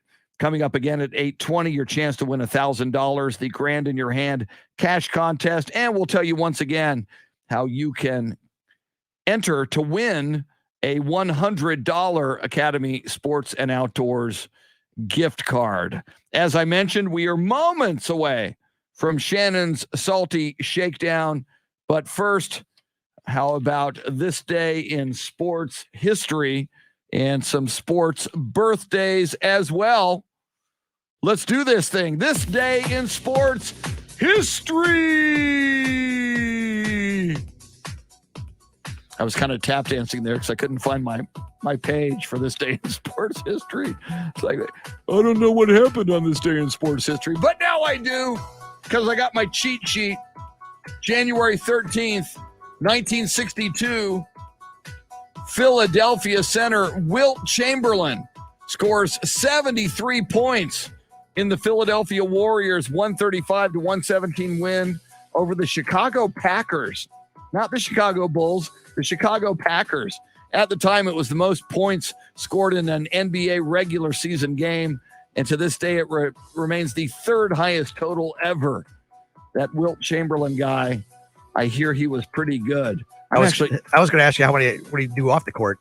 73 may have been close to what he scored off the court too. Exactly. 73 is nothing. Yeah, he probably had 73 women that night. But I'm so old. I saw Wilt play with the Lakers in that 72 championship run for the Lakers. So get off my lawn. On this day in 1968, this is awful. Now they are the Dallas Stars, but in 1968 in the NHL, the Minnesota North Stars had a player named Bill Masterson. He suffered head injuries during a game for the Minnesota North Stars and dies 2 days later. He became the first player in NHL history to die as a result of a game. in the National Hockey League. A god-awful story from this day in 1968. But you also have to remember that they never wore helmets back then, or goalies never wore masks. It's a great point. So, there was a lot of that going around. That is so crazy. You look at that back then, and those guys are just playing hockey without helmets or masks for the goalies. And, yeah, I mean, it's already a brutal sport, but my God, 1968, it was a lot worse. Things like that happened. On this day in 1974, it was Super Bowl VIII. It was played at Rice Stadium in Houston, and the Miami Dolphins won their second Super Bowl in a row. They beat the Minnesota Vikings 24-7. Most valuable player, number 39, Larry Zonka, who ran like a beast for the Dolphins on that rainy day in Houston at Rice Stadium. On this day in 2019, James Harden of the Houston Rockets scored 38 points in the Rockets' 116-108 loss to Orlando. It was the 16th game that Harden scored 30 or more points. That matched Kobe Bryant's NBA record streak. He also went 1 of 17 from three-point country in that same game, and he tied the record for most three-point misses. Way to jack it up, James Harden. Finally, on this day in 2020, Houston Astros manager A.J. Hinch and general manager Jeff Luhnow both fired by Astros owner Jim Crane for their roles in the sign-stealing scandal from the 2017 World Series run. The Major League Baseball also suspended both of those gentlemen for 1 year. That's your sports history. How about some sports birthdays? Born on this day, January 13th in 1953, Bob Baffert, horse racing Hall of Fame trainer, won the Triple Crown as a trainer in 2015 and 2018. Bob Baffert, born in Nogales, Arizona. Born on this day in 1957, American golfer Mark O'Meara, who won the Masters and the British Open in 1988. That was a good year for him. He was born in Goldsboro, North Carolina. And finally, born on this day in 1972, Pittsburgh Steelers running back out of Texas Tech, Byron Bam Morris. You got to like that nickname, Bam Morris. Do you remember Bam Morris as a Pittsburgh Steeler, Dave Oehler, your team, your dude, Bam Morris? Yeah. Back in the day? Yeah, I don't think he did much of anything, though. Wow. Way to diss him on his birthday. Well, I hope he's not listening. He's a Texan. At least we're in the playoffs this year. All right. Yeah. So you got that, Bam Morris, even though Dave Oehler is dissing you on your birthday. That's your sports birthdays. That's your sports history. And now, ladies and gentlemen, boys and girls, friends, Romans, countrymen, farm animals, pole assassins, and monkeys, you've been waiting for it. Here is your reward. It's time for the Thursday Salty Shakedown. Chris, athleisure wear is getting out of hand. The prices keep rising, and I don't understand why. From Lulu and her lemons to Carrie Underwood, and now Tom Brady, who just dropped the Brady brand clothing line. We talked about it a few weeks ago when it was announced that he had an NIL deal in place with a couple of college athletes who would help promote his brand, be a part of his brand. Well, they're also getting apparently some pretty expensive clothing too, sir, because the brand is now available online at bradybrand.com. They have training gear. They've got 40 pieces of training gear and 94 pieces that are part of their Live Gear line. I guess it's more like everyday. If you want to look like you could maybe run a sprint at any moment, that's the line you want to go with, versus like the I just came from the gym, or I'm looking like I could go to the gym at any moment kind of line. But, sir, the prices are insane. We'll stick with T-shirts for right now, because that's what I think a lot of people tend to look at first, are the T-shirts. The cheapest T-shirt will run you $50. Sir, my usual T-shirt cost me $20. That T-shirt, there's not much to it. It does have a little bit of a tiny lowercase Brady on it, as most of the clothing does. But if you really want to ball out on a T-shirt, you can spend $140 on a Tom Brady brand T-shirt. Chris, the cheapest thing you can get from his line thus far is one pair of socks for $20. The most expensive thing right now is a parka, which will run you $400. I'm not going to say does Tom Brady not know who he is, because clearly he does. But oh my gosh, I don't want to spend that amount of money on stuff that I'm supposed to sweat in, that I'm supposed to go out and get dirty and then have to wash over and over again. I don't know. You know, we've come to love Tom Brady specifically. I don't want to say I love him now, but since his move to the Buccaneers, he seems more accessible, right? He's posting more on social media. Yeah. He's having fun. He's interacting more with fans. He's interacting more with his teammates. And then he does this. This is some rich people crap right here. I'm not okay with this. Only way I'm going to be okay with this is if BradyBrand.com is like, no, you'll know it's worth this dollar amount when we send you some free stuff to wear yourself. And if that's the case, I'm very willing to listen, try on, and do a fashion walkway for you if need be. But for right now, I've had enough of athleisure wear and the prices that just keep going up and up and up. Chris, you getting you some Brady brand gear? Put that on your next year's Christmas list. And I'm a fan of Tom Brady now. Didn't used to be. By the way, your quote, "This some rich people crap right here," is so far the quote of the day on the show. This some rich people crap right here. Dave Oehler, that may have to be a drop. That is so classic. But you talked about T-shirts starting at $50. Most of them on that page, I'm on the T-shirt page right now. Most of them $75 for a plain T-shirt. Oh, on the shoulder it says Brady, just a little tiny look. You could be a fan of Tom Brady, and I'm kind of a fan now. I dig him because he's an old guy like me doing amazing things, which I'm not, but he is. But I'm not spending $75 or any kind of money like this for his gear. And again, you're right. Somebody who has so much money, they don't know what to do with it. All right, I'll get a $400 parka from Tom Brady's website. Crazy, crazy, crazy, crazy. I thought Lulu and her lemons was untoppable, but here is Tom Brady with the men's side of things, just saying, here, have a cotton T-shirt for, as you say, $75 that you're meant to sweat in. That's ridiculous. All right, let's move on to the world of NBA hoops. The season is coming to its halfway point, Chris. In fact, the Brooklyn Nets have 42 games remaining this season, half of which will be at home, the other half, of course, away. And now there's apparently a loophole. Of course, the discussion has revolved much around Kyrie Irving. He's finally back in the lineup, but he's not able to play at home until this loophole came about. Apparently, if they were willing to, the Nets could pay a small fine each game for Kyrie Irving to take the floor and be a part of that group of players. Now, one game would cost them $1,000. A second game, $2,000. It goes all the way up until the fifth time where they'd be charged $5,000. And then from there on out, it'd just be $5,000. And to me, listen, no thank you. That's a lot of money. I don't even want to pay a parking ticket. But for an organization like the Nets, or for a guy like Kyrie, who's making, what did we say? He's making some ungodly amount of money per game. You know, yeah. This can be afforded.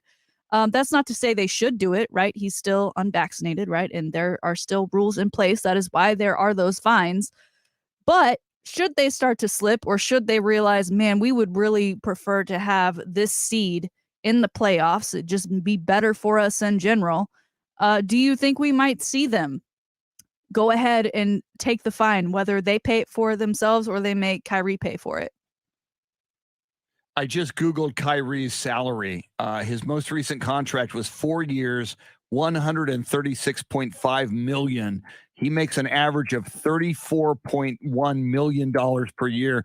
$5,000, Shannon, for an NBA franchise and for Kyrie is chump change. I'm amazed that the fine is only $5,000. You know, it goes 1,000 and gets to 5,000. I think the fine should be like 100,000. That's crazy. People are dropping like flies from COVID, and it's like, oh, okay, fine, 5,000, whatever. I mean, to you and me, 5,000 is a lot of money. To a major mega billion-dollar corporation like the Brooklyn Nets, it's not much at all. That's a crazy story. I'll bet you they pay it. I'll bet you we see this happen. Yeah, especially, you know, when it is playoff time, right?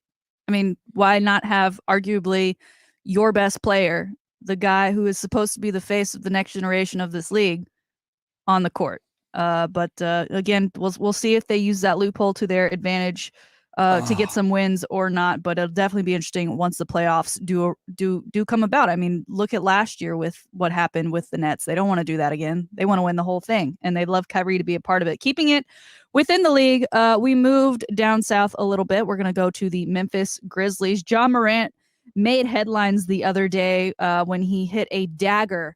And then he kind of did the thing where he's flexing a little bit. He's staring at the baseline fans. And there's some little boys who are wearing jerseys of the opposing team. I believe it was Golden State. And the boys had their hands out for, fist bumps or a high five. And Ja Morant, because he's a Grizzly player, he didn't give it to him. He didn't pay them any mind. He just kind of stared them down. He was asked about that interaction in post-game, and here's his response. After the last bucket, you drew the foul, and you go into the stands, and there's a little kid wearing a Warriors. Disrespectful with that jersey on. He will say that again. He was disrespectful with the jersey on. You no mercy for the little kid. Nah, we in Memphis. It looked like he wanted to cheer, but he had that jersey on. I apologize to him, but in that moment, bro, take the jersey off and then dap me up. Do you expect him back? And you want him back in a Grizzlies jersey next time? Sure. Yeah. Somebody find, his information. I sent him one myself. Chris, I love this. Obviously, he's in the heat of the game, right? And he's happy that the Memphis Grizzlies were playing so well. He obviously hit that dagger. But what I love about this the most, you heard him mention, let me get that kid a jersey. Well, the Memphis Grizzlies, as an organization, are now using this as a promotional tool for tonight's game. In which they are hosting, saying if you show up tonight at 5 p.m., kids 12 and under can exchange any old opposing player NBA jersey for a new Ja Morant or Jaren Jackson jersey replica. We talk about the importance of engaging with your fans, and here they're not only engaging with probably current fans, but they're going to try and flip some kids who come to this game. I think it's a fantastic promotion. It's fun that it kind of occurred in this way. And good on Ja Morant for being like, listen, it wasn't anything serious. I'm not actually going after a kid, right? He was just, in the heat of the moment, and he did apologize to make sure that he was okay, and then obviously offered him a jersey. Ja Morant, also a huge standout right now in the league, and especially for that Memphis Grizzlies team. But I love the idea of this promotion. Has the Spurs, maybe they should do something like this, and give away some DeJounte Murray jerseys. Yes. Well, and on the surface, when I first heard this story, I thought, oh, come on, it's a kid. You got to give him the high five back. Mm-hmm. But one of my pet peeves, Shannon, at Spurs games are fans and kids showing up in opponents' jerseys. And clearly, Ja Morant's heart was in the right place here. I love what you said the Grizzlies are doing now with this promotion, but maybe kids need to learn early. You come into your home arena with your home team and you wear the other team's colors. No, that's not cool at all. And that goes to parenting. Our good friend Cleto Rodriguez, the comedian whom I love from San Antonio, he told me years ago his son got a Steph Curry Golden State Warriors jersey. And I said, Cleto, that's on you. That's bad parenting. I love Cleto, but that's bad parenting. Yeah. So Ja Morant, I'm with you, dude. Totally. And if you're gonna do it, be mindful that you are wearing that jersey, and so an opposing player probably isn't gonna want to shake your hand in the middle of action. Probably not gonna happen. Yes.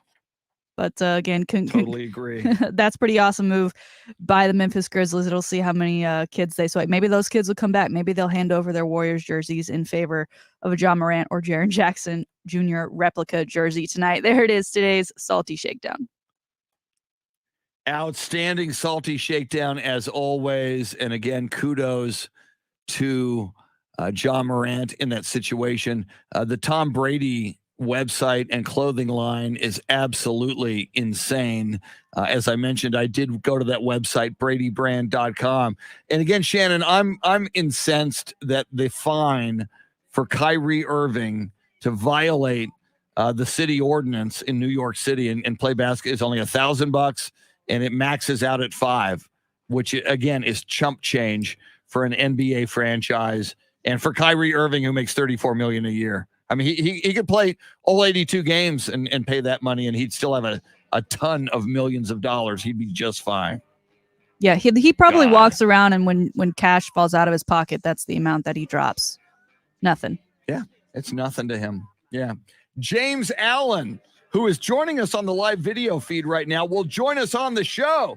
James Allen of the Pro Football Hall of Fame joins us next. Big 8 o'clock hour coming up on the Chris Duel Show. James Allen, welcome in. Good to have you back, James Allen. Let's see. Do I need ice? Don't say I don't patronize Whataburger, people. We can get along. I can enjoy In-N-Out burgers and still go to Whataburger and enjoy Whataburger. We don't have to be tribal. Okay. Thank you, Marcus. Mark, that is bad parenting. I totally agree with that. All right, I'm going to grab some ice. Ice, baby. Let me pull up James Allen's photo. We have missed James Allen. He's not been with us for a couple of weeks. Always great to have him on the show. We're excited. Yeah, I need to take down Marcus's. If somebody just signed into the feed, they'll see James Allen and they'll say, yes, that is bad parenting. They'll think that's a commentary on James Allen. We can't have that. All right. Back in a sec. Woo! Woo! Woo! Woo!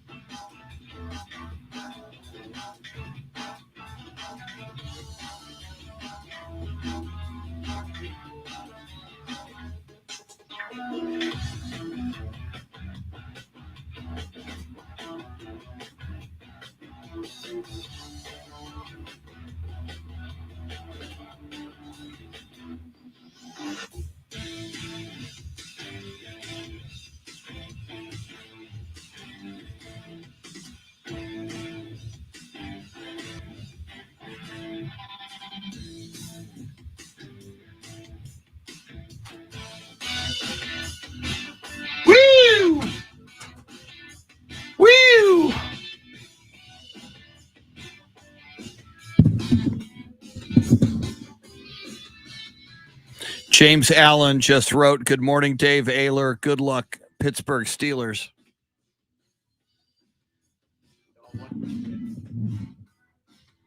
You may need to have his intro music, his walk-up music ready to crossfade to.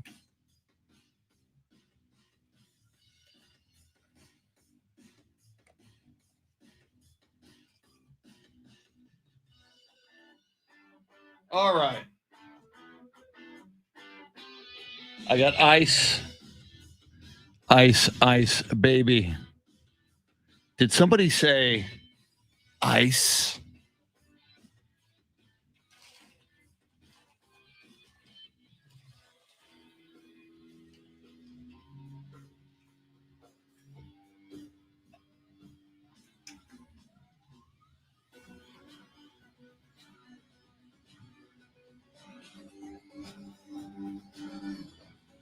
Yeah, we got to find if it's. Maybe I need to go talk to Mark Cross, the owner of Jordan Ford in San Antonio. Steve Duraco has talked about there was this great commercial locally in San Antonio for Jordan Ford where they're sitting around a boardroom table and they're talking about they need a spokesperson for Jordan Ford. There you go, James Allen. You know where I'm going on this. And so they go, yeah, can we get him? And they're talking about Jordan because the name of it's Jordan Ford. Yeah, we can't afford him. He's too expensive. And, they're drinking a tea or something, some kind of beverage. Someone goes, can we get some more ice? And then he turns around. Gervin is sitting at the table and goes, did somebody say ice? It was classic.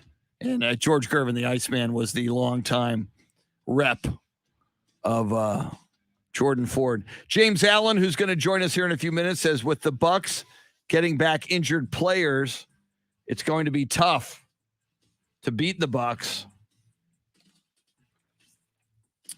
That will be the Philadelphia Eagles against the Bucs. That is Sunday night.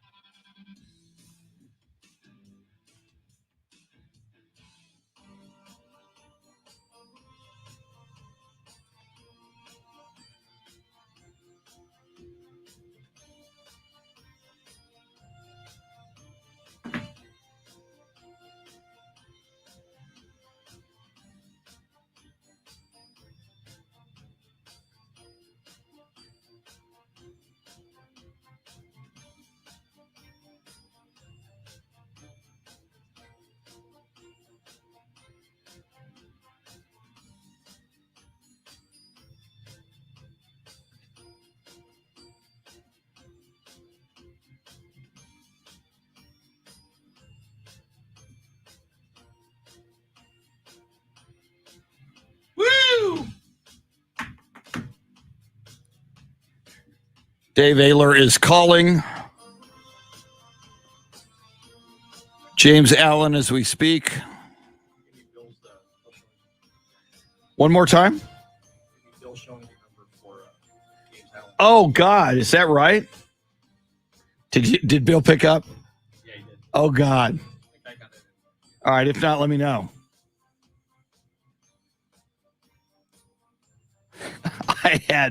I had Bill Schoning's number for James Allen.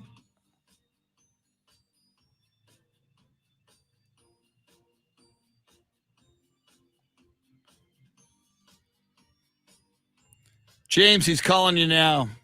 Poor Bill.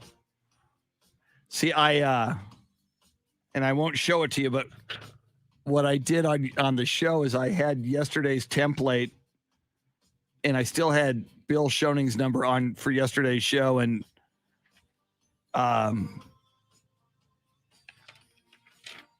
so he just called James Allen and got Bill Schoning.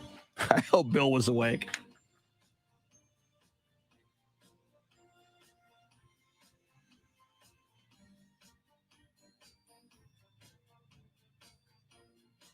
All right.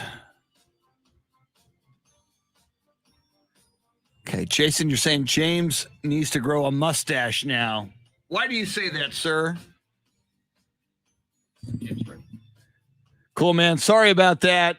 I'll have to text Bill Schoening. I go, what is that, James Allen? He goes, this is Bill Schoening. I may have to ask you about that here on the radio. Live radio. See, and I did the rundown last night when I was sleep deprived. So here we go.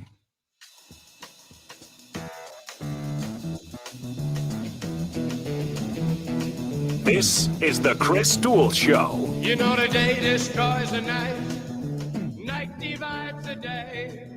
Try to run, try to hide, break on through to the other side. Break on through to the other side. Break on through to the other side, yeah. Now, Chris Duel. Welcome into the 8 o'clock hour. It's going to be huge as we are a mere 2 days away from Super Wild Card Weekend in the National Football League. 3 days, 6 games, Saturday, Sunday, Monday. It's the Chris Duel Show with Shannon, Salty, Sweeney. And before we bring on our guest, our very special guest, we love having him on, Shannon and Dave and our listeners. I make the rundown with the guests' names and phone numbers, as you know, Shannon and Dave. And last night there was a Spurs game, so I was multitasking. So I'd taken the previous day's rundown, and in the 8 o'clock hour, I just copied and pasted. We had Bill Schoening yesterday at 8:05, so I deleted that, and I popped in James Allen and James Allen's phone number for Dave Oehler to call. Dave, and you just called James Allen at the top of the hour. How did that go? Well, the first time I called the number you gave me, and I go, James Allen, what's up? He goes, this is Bill Schoening. You gave me Bill Schoening's number instead of James Allen.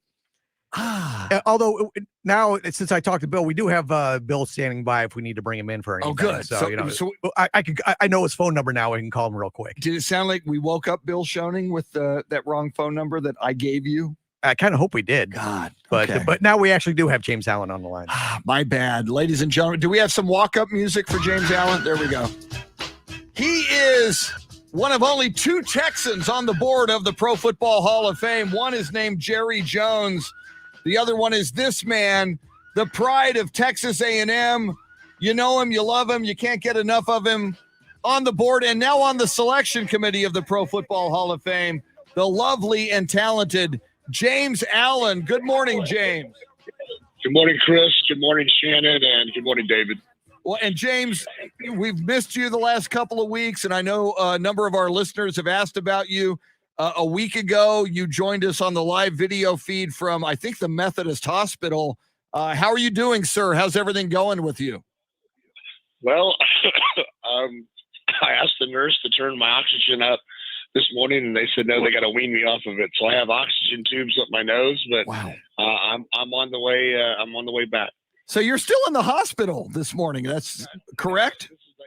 No, I begged and pleaded and made some phone calls, so they have it all set up at my house. I have all the machines, and I even have a nurse, I think for another day or so, staying with me at the house.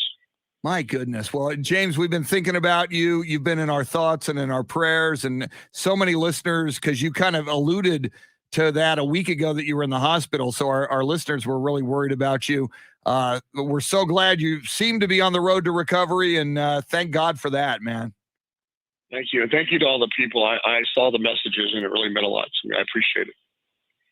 James, it's a huge weekend as we finally get the NFL playoffs going. The Cowboys face the 49ers Back in the day, this was a pretty big rivalry, but even Kyle Shanahan says, listen, these players I've got now on my roster, they don't get it. It's not the same as it once was, but nonetheless, these two teams will face up in Dallas. How are you envisioning this one going, especially with the likes of Jimmy G? We're hearing he's having some issues with his thumb.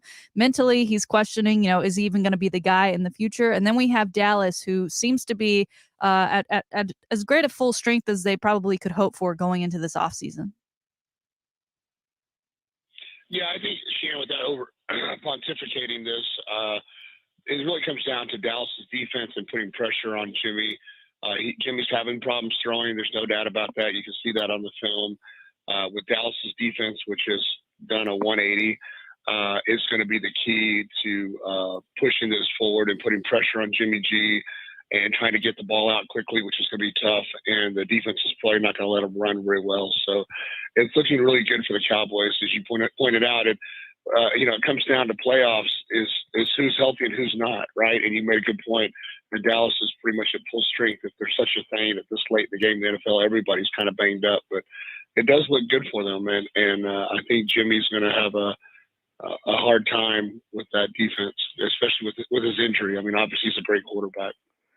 James Allen of the Pro Football Hall of Fame with us. And James, while you sound confident there on behalf of the Dallas Cowboys, and Shannon is confident of a Cowboys victory, I'm looking at analysts from across the country on these TV sports talk shows, on national talk radio. It seems like the sexy pick in the first round among underdogs is the San Francisco 49ers. So many, Drew Brees on the panel show on NBC the night after the 49ers beat the Rams. It's like, oh, that's the one team the Cowboys don't want to face, is the San Francisco 49ers. I got to ask you, James, I asked Shannon this earlier in the week. If the Cowboys lose to the 49ers, with all of these expectations, and here we were earlier in the season wondering if the Cowboys could get the number one seed in the NFC and get home field and a first round bye. If they lose in this first round of the 49ers, do you think that might be a fireable offense for Mike McCarthy by your friend Jerry Jones? Not only because of the lack of hitting expectations, but you got two other guys there in Kellen Moore at offensive coordinator and Dan Quinn at defensive coordinator, who are coveted by other franchises as head coach. Do you think Jerry, who really is hungering for a championship now, might be a little grumpy and blow out Mike McCarthy if the Cowboys lose? Did we lose James? Might have to call Bill Schoening. Okay, we might have to call Bill Schoening. I'm back. There you are. I'm sorry. I pushed the mute button on because I was coughing. Sorry about that. It's okay. Radio silence. So bottom line is, Jerry, culture is a big deal. Now, Jerry, the whole Jimmy Johnson debacle and coaches, I'm not going to get into all those mistakes and all his draft picks. With Steve Jones, they've been calmer. They build a culture, kind of like David Steelers. They've had three coaches since the 70s.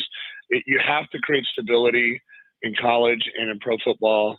And I think that Jerry and Steve Jones will see how bad their defense was last year. They were terrible. They were terrible at everything else, and they're heading in the right direction. And just like he did with Jason Garrett, he knows what he has with Coach Mike, and yes, he'll be disappointed. Who wouldn't be, especially with all the money he sold out? A lot of that's his doing, as he's admitted. I do believe that it's not a fireable offense, and given Jerry's, and I'm not trying to throw my good buddy under the bus, but given Jerry's pattern of being patient, relatively patient with coaches in his later years, I don't see him doing that. James, I think we can all agree 100% that the Dallas Cowboys will represent the NFC in this year's Super Bowl. So I now ask you who they will face from the AFC. I'm not sure I subscribe to that. And you're trying to get me to throw Jerry Jones under the bus, who's been nothing but a friend. It's just Shannon. It really comes down to, without dodging the question, because I'm all things to all people and all teams in my position. Really, Shannon, it comes down to where the injury is going to lie. now the Bucks are getting healthy. They're becoming a thing. So the Rams are having. I mean, look, they went and got Eric Weddle, 37 years old, who hadn't played in 2 years, to be a defensive back. Right? There's just kind of a dichotomy: is who's going to be playing good, but more importantly, who's going to have the people on the field. So we'll see how the first round or two goes with the injuries, and see what happens, Shannon. It's really a little too early for that because there's a lot of teams that are pretty banged up right now, which is common this time of year. James Allen of the Pro Football Hall of Fame with us. And James, as you just alluded to, the Tampa Bay Buccaneers did have a lot of injuries throughout the season. They lose Chris Godwin. Antonio Brown no longer with them. So, I mean, they've got a very depleted receiver core, certainly. Leonard Fournette has been banged up, some of their defensive players. But as you mentioned, Fournette, some of those defensive players are on the mend.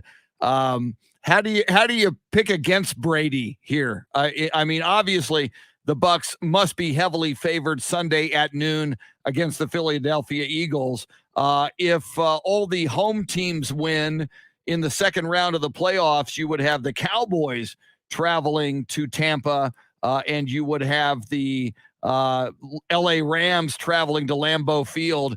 How confident are you that Tom Brady and the Buccaneers can get back to the promised land? Well, weeks ago, you and I had a controversy for the first time on radio. I talked about the SEC schedule, and how they're playing. Of course, Alabama got beat by Georgia, but still both SEC teams. In the same vein, Tom Brady, and you and I have talked about this, is leading the NFL in touchdown passes and passing yards, even with his depleted receiving core. So when I hear these analysts say, well, he's got a depleted receiving core, I'm going, he's leading the NFL at 44, by the way. So, it's kind of like I've always said about SEC teams, whether it's Bama or the rest of these guys, and not to get Ric Flair on everybody, but if you want to be the man, you got to beat the man. And, when he went over to Tampa Bay, changed the whole team, became a general manager at the coach's willing and the owner's beckoning, and he's done it. I mean, how do you? The stats are the stats. I mean, he's with an injured team, he's still leading the league and everything. So, I still think Tampa's the team to beat. They have the experience. They're getting their players back, and people need to look at his body of work even with injured players. James, during the season, the Jaguars got rid of their head coach, Urban Meyer. Of course, over in Las Vegas, we saw John Gruden resign. So we already knew that they would be searching for coaches this offseason. Black Monday came and went. It saw Minnesota, Chicago, and Miami get rid of their head coaches. And then on Tuesday, the Giants announced that they were parting ways with head coach Joe Judge. Of the openings, which one do you think is the most ideal for a coach looking to get off to a hot start? And which one do you think is really going to struggle for whoever lands at whatever team? Is it a place like Jacksonville where they really are coming from the bottom?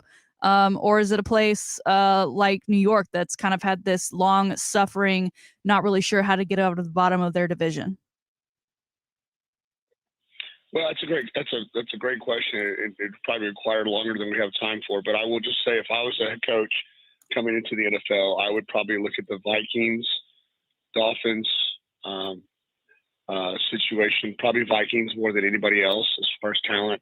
I would definitely stick with the Giants. No offense to the Mira family. I mean, he's admitted, but they fire coaches every other year. And back to what I said about culture, who wants to go coach for a team that knows that, every 2 years, because Mr. Mira is a multi-billionaire, he can just keep firing people. The guy at Jacksonville, no offense, he doesn't know what he's doing. His general manager doesn't know what he's doing. So I think that's something you would definitely want to stay away from. Trevor's not going to be there. I said that when he got drafted. So he's going to be begging and pleading pretty soon. So I would think, Shannon, if I was a coach, I would definitely look at the Vikings overall as a body of team and draft picks is somebody I would look to go to. He's James Allen of the Pro Football Hall of Fame. We'll talk to him more about the weekend's playoff games and what is upcoming for the Pro Football Hall of Fame, as we will be shortly learning who the class of 2022 is. But as we're approaching 8:20 right now, we're going to take a really quick timeout for the Grand in Your Hand cash contest. We do it all day long, starting at 7:20 on the 20s every hour. Somebody wins $1,000. It could be you. Here comes a keyword, and we will tell you where to go with this keyword to get in the running for $1,000. Now your chance to win $1,000. Just enter this nationwide keyword on our website. Win. That's win. Enter it on our station website now. The keyword is win, which is appropriate as we talk about the playoffs. Go to either am1300thezone.com and or ticket760.com. Put in the keyword win, and you are in the running to win $1,000. James Allen, speaking of win, to me, one of the most intriguing games of the weekend in this super wild card weekend in the NFL. Saturday night, 7:15 in our time zone. New England at Buffalo. Weather forecast 3 degrees, wind chill significantly below 0 in the forecast. Shannon pointed out both of these teams have outdoor stadiums in the Northeast. They're used to really, really cold conditions. Obviously, a little colder year in, year out in Buffalo. But with Bill Belichick, the guy already, he knows today it's going to be 3 degrees and windy and cold in Buffalo. He'll be game planning with all of his knowledge. From your perspective, James Allen, who benefits from the bad weather in Buffalo on Saturday night? Well, one thing everybody needs to know is when you're catching that ball at that degree, if you talk to some pro receivers, it's like catching a rock.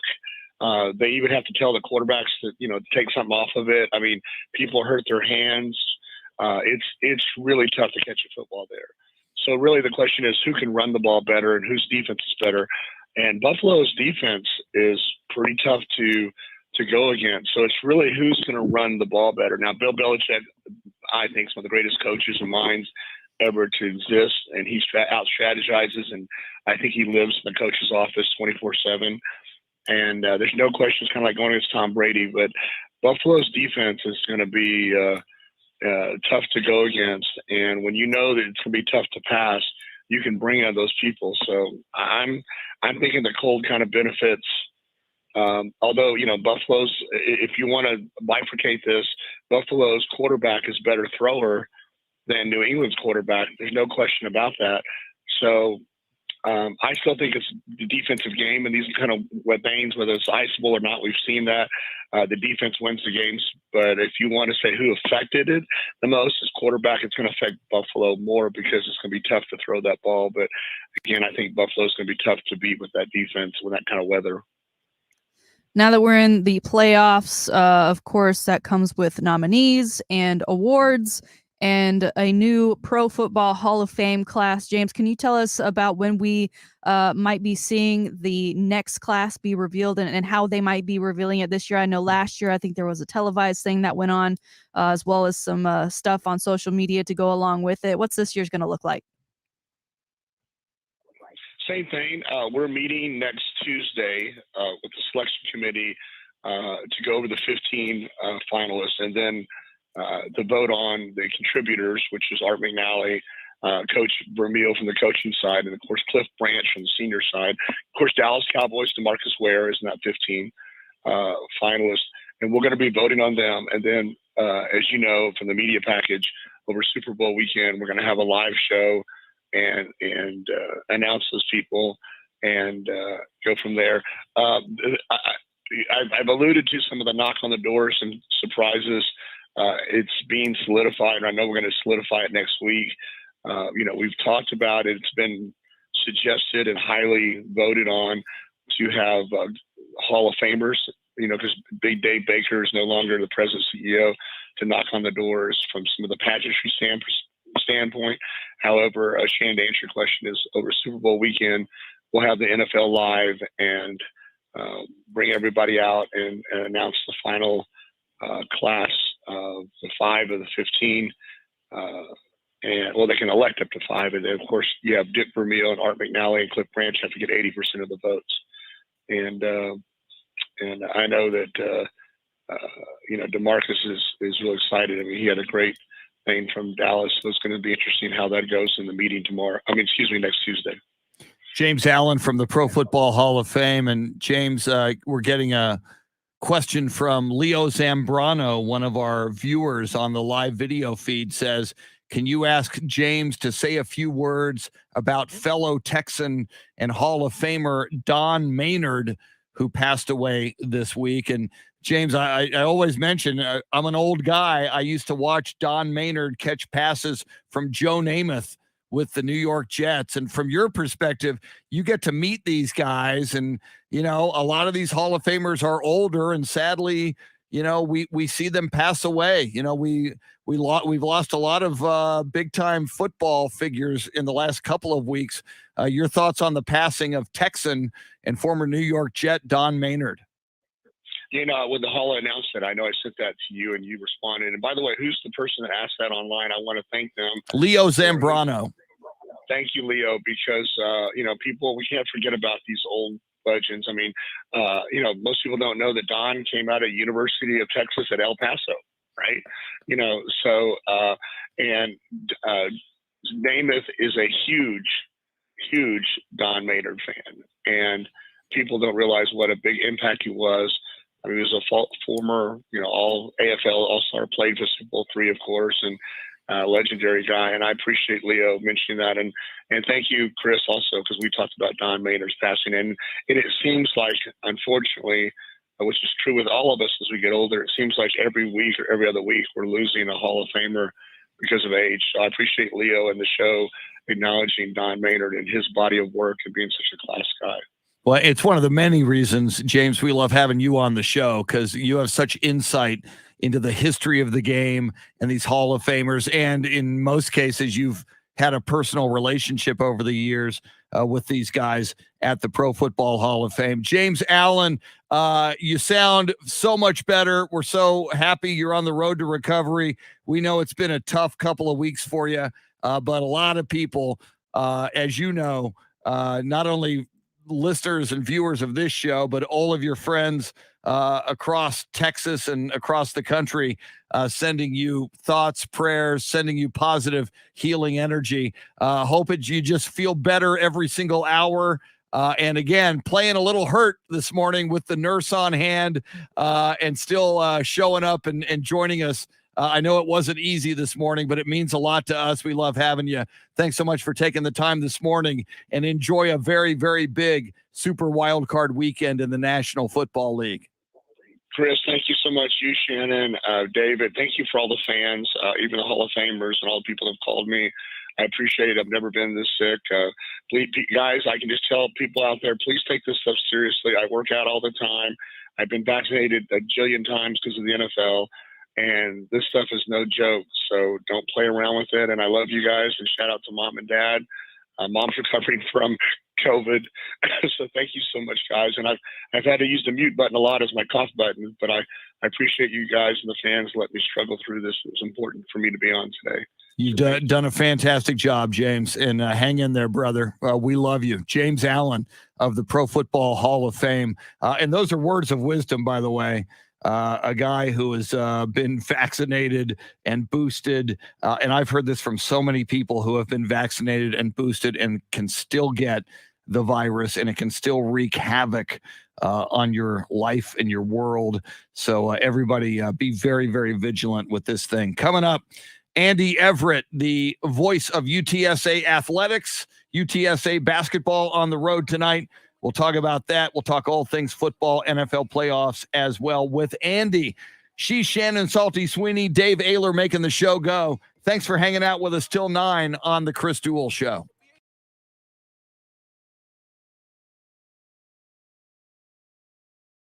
Woo! All right, let's see here. Our thanks to James Allen. Okay, let me see this. I need to save this file. Save as. Is this really Andy Everett's phone number on the sheet, or is that going to wait? God, I hope so. Paul Alexander. I pray to God that's it. Let me double check it for the love of God.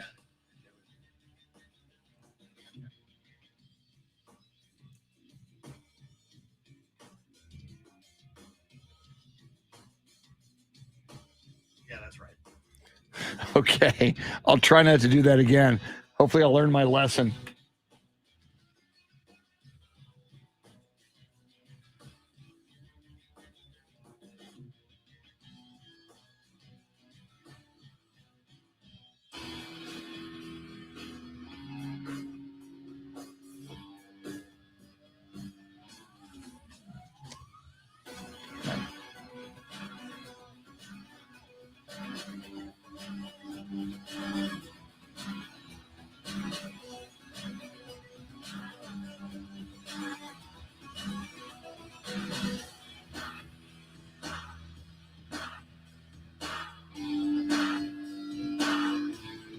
I'll have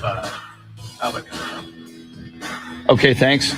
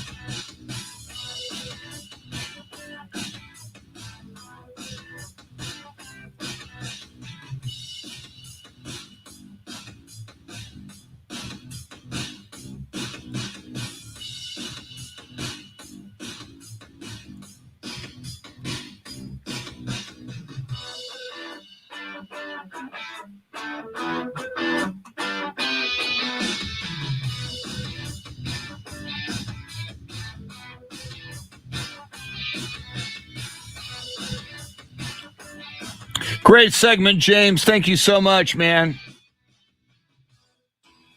I got to mail something real quick. Let's see. This is...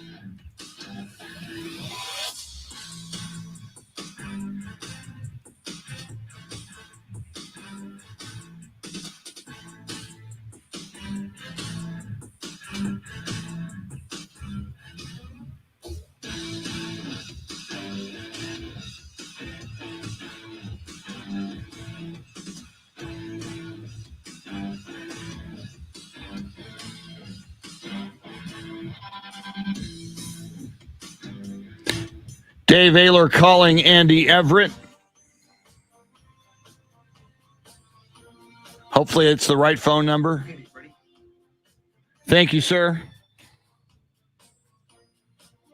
You called us, so I didn't have to. Oh, there you go. That's that way that idiot who gives you the wrong phone number won't screw things up that way if they call us.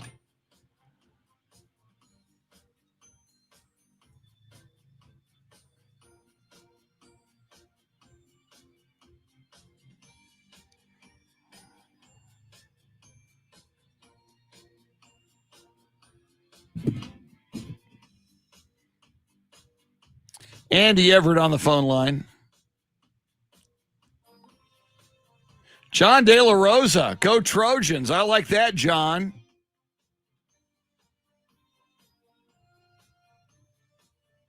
Yeah, John, I didn't think when we selected the Doors, I wasn't thinking California versus Texas. I'm just a big Doors fan. I love Jim Morrison. I love that song.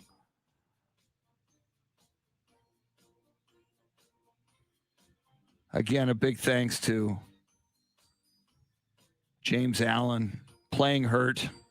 And the point that James made on the way out, again, here's a guy who's done everything right, and he's in great shape.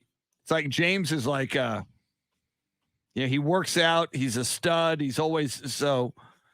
For James Allen to get knocked for a loop from all this stuff, it is scary. And I'm hearing that from more and more people who have been vaccinated and boosted and are getting it, and it'll rock your world in a negative way.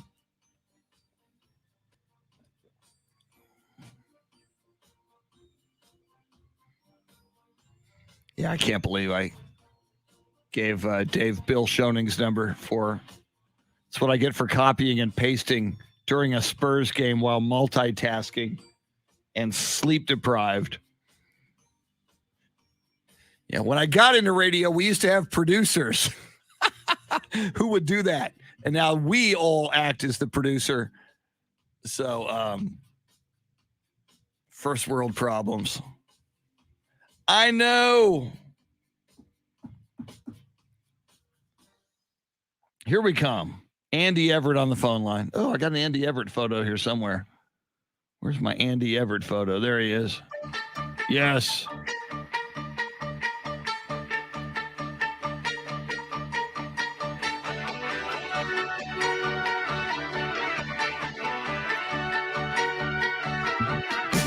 Little ABBA for you. ABBA. Welcome in. Chris Duel show with Shannon, Salty, Sweeney. Dave Oehler making the show go. And we love talking all things sports with the voice of the UTSA Roadrunners, Andy Everett. And I'm looking at the schedule. UTSA is at Old Dominion tonight for men's basketball at Chartway Arena in Norfolk, Virginia. Andy Everett, does that mean you're in Virginia this morning? It does. My goodness, you are a world traveler. I've never been to Norfolk, Virginia. How is it? Do they have an In-N-Out burger or a Whataburger? What did you eat last night in Norfolk, Virginia for dinner?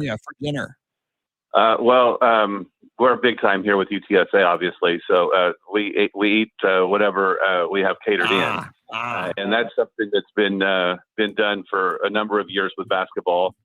I think the main reason for that is so that players eat properly and have the right balance of protein and carbs so they can play basketball the next day. So we ate a catered meal in the hotel. I don't know what's here. I've only been here once. I've been here twice for football. But so they have some nice restaurants around here. Football, we usually go out on Friday night someplace to eat that's either close to the stadium or close to the area that we're staying. But for basketball, we're kind of here. But this is I think, the epitome of mid-major basketball. The arena seats about 8,500. It's normally full or close to full. It's a great crowd. They're well knowledgeable in basketball. They love the game. They love college basketball in particular. and it's always a great atmosphere here in Norfolk. Well, Andy, UTSA looking to get back on the winning side of things. How do you see them faring against this Old Dominion team tonight? Well, they're going to be without a couple of players because of the COVID issues that still go around. And so they're in two very good players that score a lot too. So a team that has struggled lately is without two of its best offensive players. But I think sometimes when you have issues like that, you tend to rally around the guys that you have. And they may not be able to do it for an extended number of games, but for one or two, they can kind of play above what they have before and give you an opportunity to be in a game and win a game. UTSA's won here twice. They won years ago back before they were league opponents, and then they won here 2 years ago in an overtime thriller when Javon Jackson scored 45 points in a game and set the arena record here in Norfolk. And Javon set a lot of records. Unfortunately, he's not playing anymore. And I think that Old Dominion is a team that's struggling too, because I was looking over their roster. There are players on this team that I recognize, but there's a lot more that I don't. And so they had a lot of turnover from last year with their team, either transfers or seniors graduating or whatever the case was. And so they're only 6-8 on the year, and they've lost their only conference game. UTSA's been fortunate to play 3 conference games. A couple of teams have played 4, which is where we should be for most of the teams right now. But Old Dominion's missed 3 games because either of themselves or their opponents in COVID protocol. And so they have some catching up to do. But it's a home game for them, and certainly they have had a lot of success here against a lot of teams. Andy, you mentioned Javon Jackson, and a year ago it seemed like it was night in, night out for UTSA, like the Javon Jackson, Keaton Wallace show. Obviously, with those guys moving on, it's a time of transition for UTSA basketball. What has that been like, do you think, for that team, for Coach Steve Henson, and how is it working out from your perspective? Well, in the past, we were always concerned about how well UTSA played defense because the offense seemingly was always there. This year, the defense has been pretty good. The offense has just really struggled because they're trying to figure out whose team this is, who's going to shoot the shots, who's going to get there. And I'll give you an analytical stat. In the games where UTSA has had 3 players combined for 50 points, they're 6-1. And in the other games where they've had 3 players not combined for 50 points, they're 1-7 or 1-8 now. So whatever that number is, but they have only won once when that hasn't happened, and that was a 77-75 game at Grand Canyon back in December. So it really comes down to, can they find 3 guys that can score and a 4th guy that can get close? And if 3 guys can combine for 50, they've been pretty successful.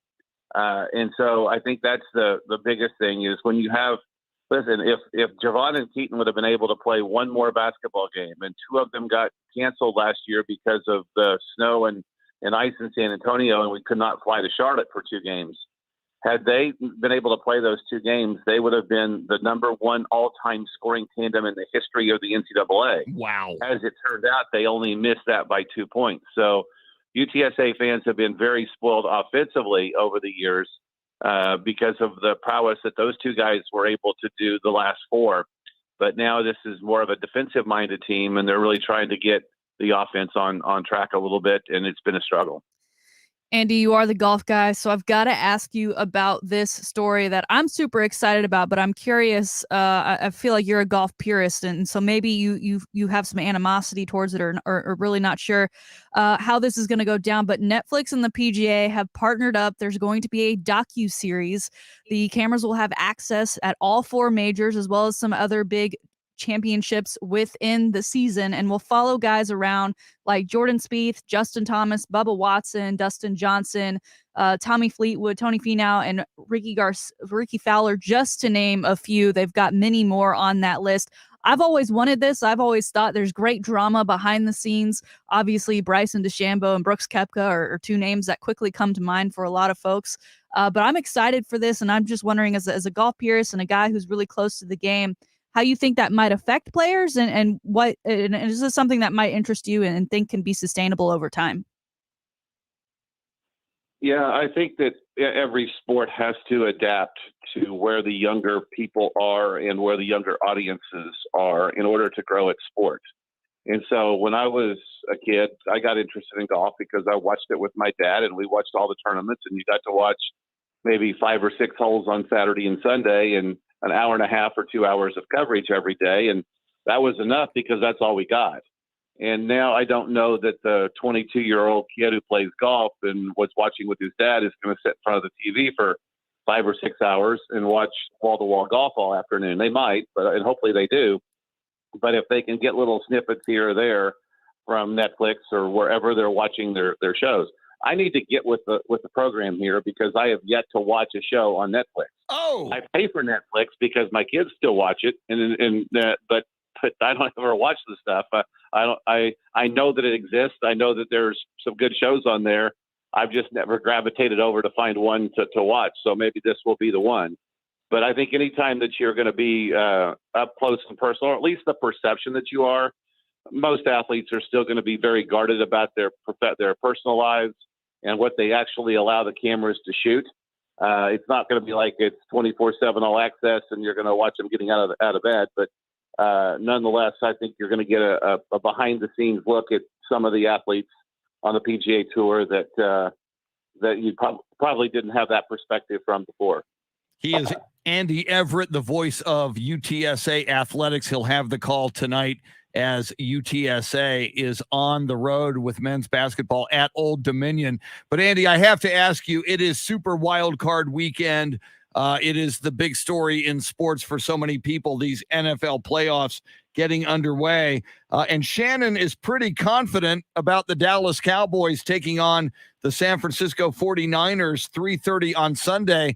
But I see so many NFL analysts saying the one team you don't want to face in the NFC right now is the 49ers. And it is the matchup the Dallas Cowboys could have problems with. It seems to be the sexy pick this weekend, picking the 49ers over the Cowboys. How do you feel about that game? Do the Cowboys take care of business and move on? Well, the last few weeks, the Dallas offense has been pretty good.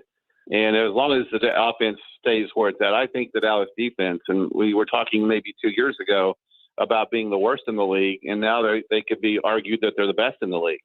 And with Diggs and Micah Parsons and the defensive line, I think they're going to be able to slow down San Francisco. And I think if the Cowboys play as well as they have the last 3 weeks, they can certainly get to that championship game in the frozen tundra against Green Bay again.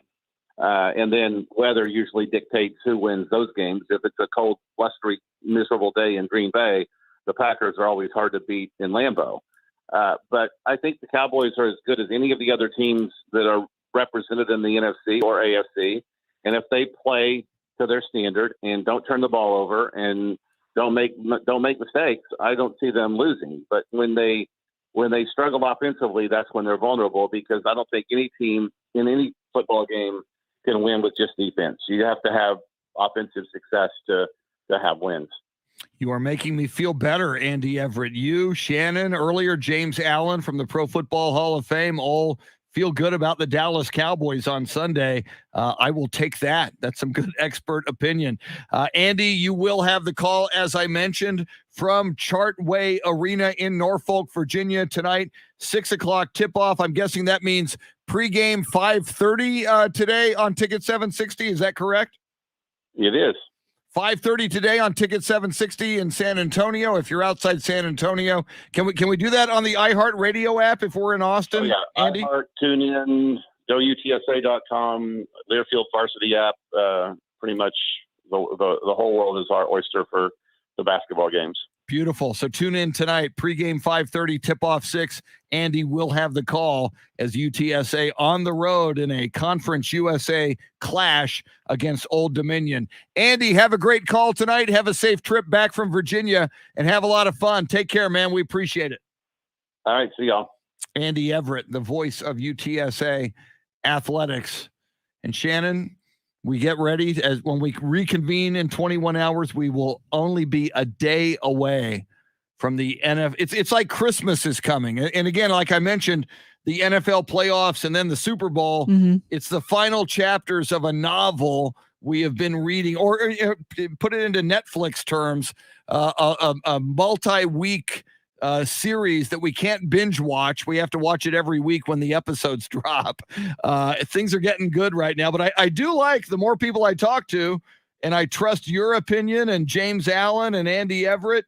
You guys are all very, I won't say very confident, but quite confident the Cowboys can and will take care of business. So I sure hope you're right. I am nervous. Part of that, I will tell you, Shannon, is my PTSD of just being a Cowboys fan in the Jerry Jones era. I can never get too confident going into the playoffs. Chris, if I don't have hope, what do I have? You know, I gotta have something. So I'm choosing hope. Yeah. All right. Very, very good. I used to, Jesse Jackson used to say, keep hope alive, to which I would say, well, Bob Hope is dead. So, how do you keep hope alive when Bob Hope is dead? That's a little dark, rough. But, it's been a while. Too soon? When did Bob Hope die? Like 15 years ago? Too soon? Maybe. I don't know. Shannon, spectacular as always. Let's tomorrow's Friday. Not only is it playoff time, tomorrow's Friday. Heck yeah, so it we'll is. have some fun tomorrow. We look forward to it. Football Friday. Thank you very Let's do much. Football Friday. Oh, we'll make our expert picks. Sure, you'll be waiting for that with bated breath. Dave Oehler. Thank you, sir. Just Great like job. Bob Hope would say, thanks for the memories. Thanks for the memories. Very nice. And sorry to give you the wrong phone number for James Allen. And my apologies to Bill Schoening, who we might have woken up this morning. He's awake. Hey, James Allen. I'm not James Allen. I'm Bill Schoening. Thank you, Bill. Thank you, James. Our thanks to James Allen of the Pro Football Hall of Fame, doing a tremendous job and battling the crud in a big way. Way to go, James. We will see you in 21 hours. Adios, amigos.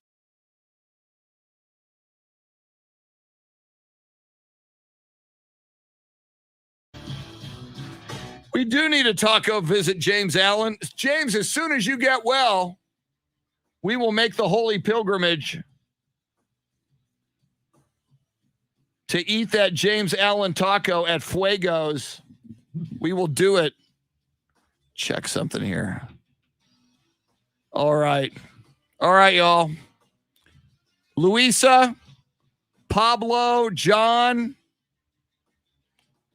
Yeah, John, I'm not confident about the Cowboys. I'm worried. I'm a huge Cowboys fan. I want the Cowboys, but I am worried. Let's see. Anybody else who's in here? Leo Zambrano, Sam. If I don't see your name as a recent poster, 15 people in here. To you, 15.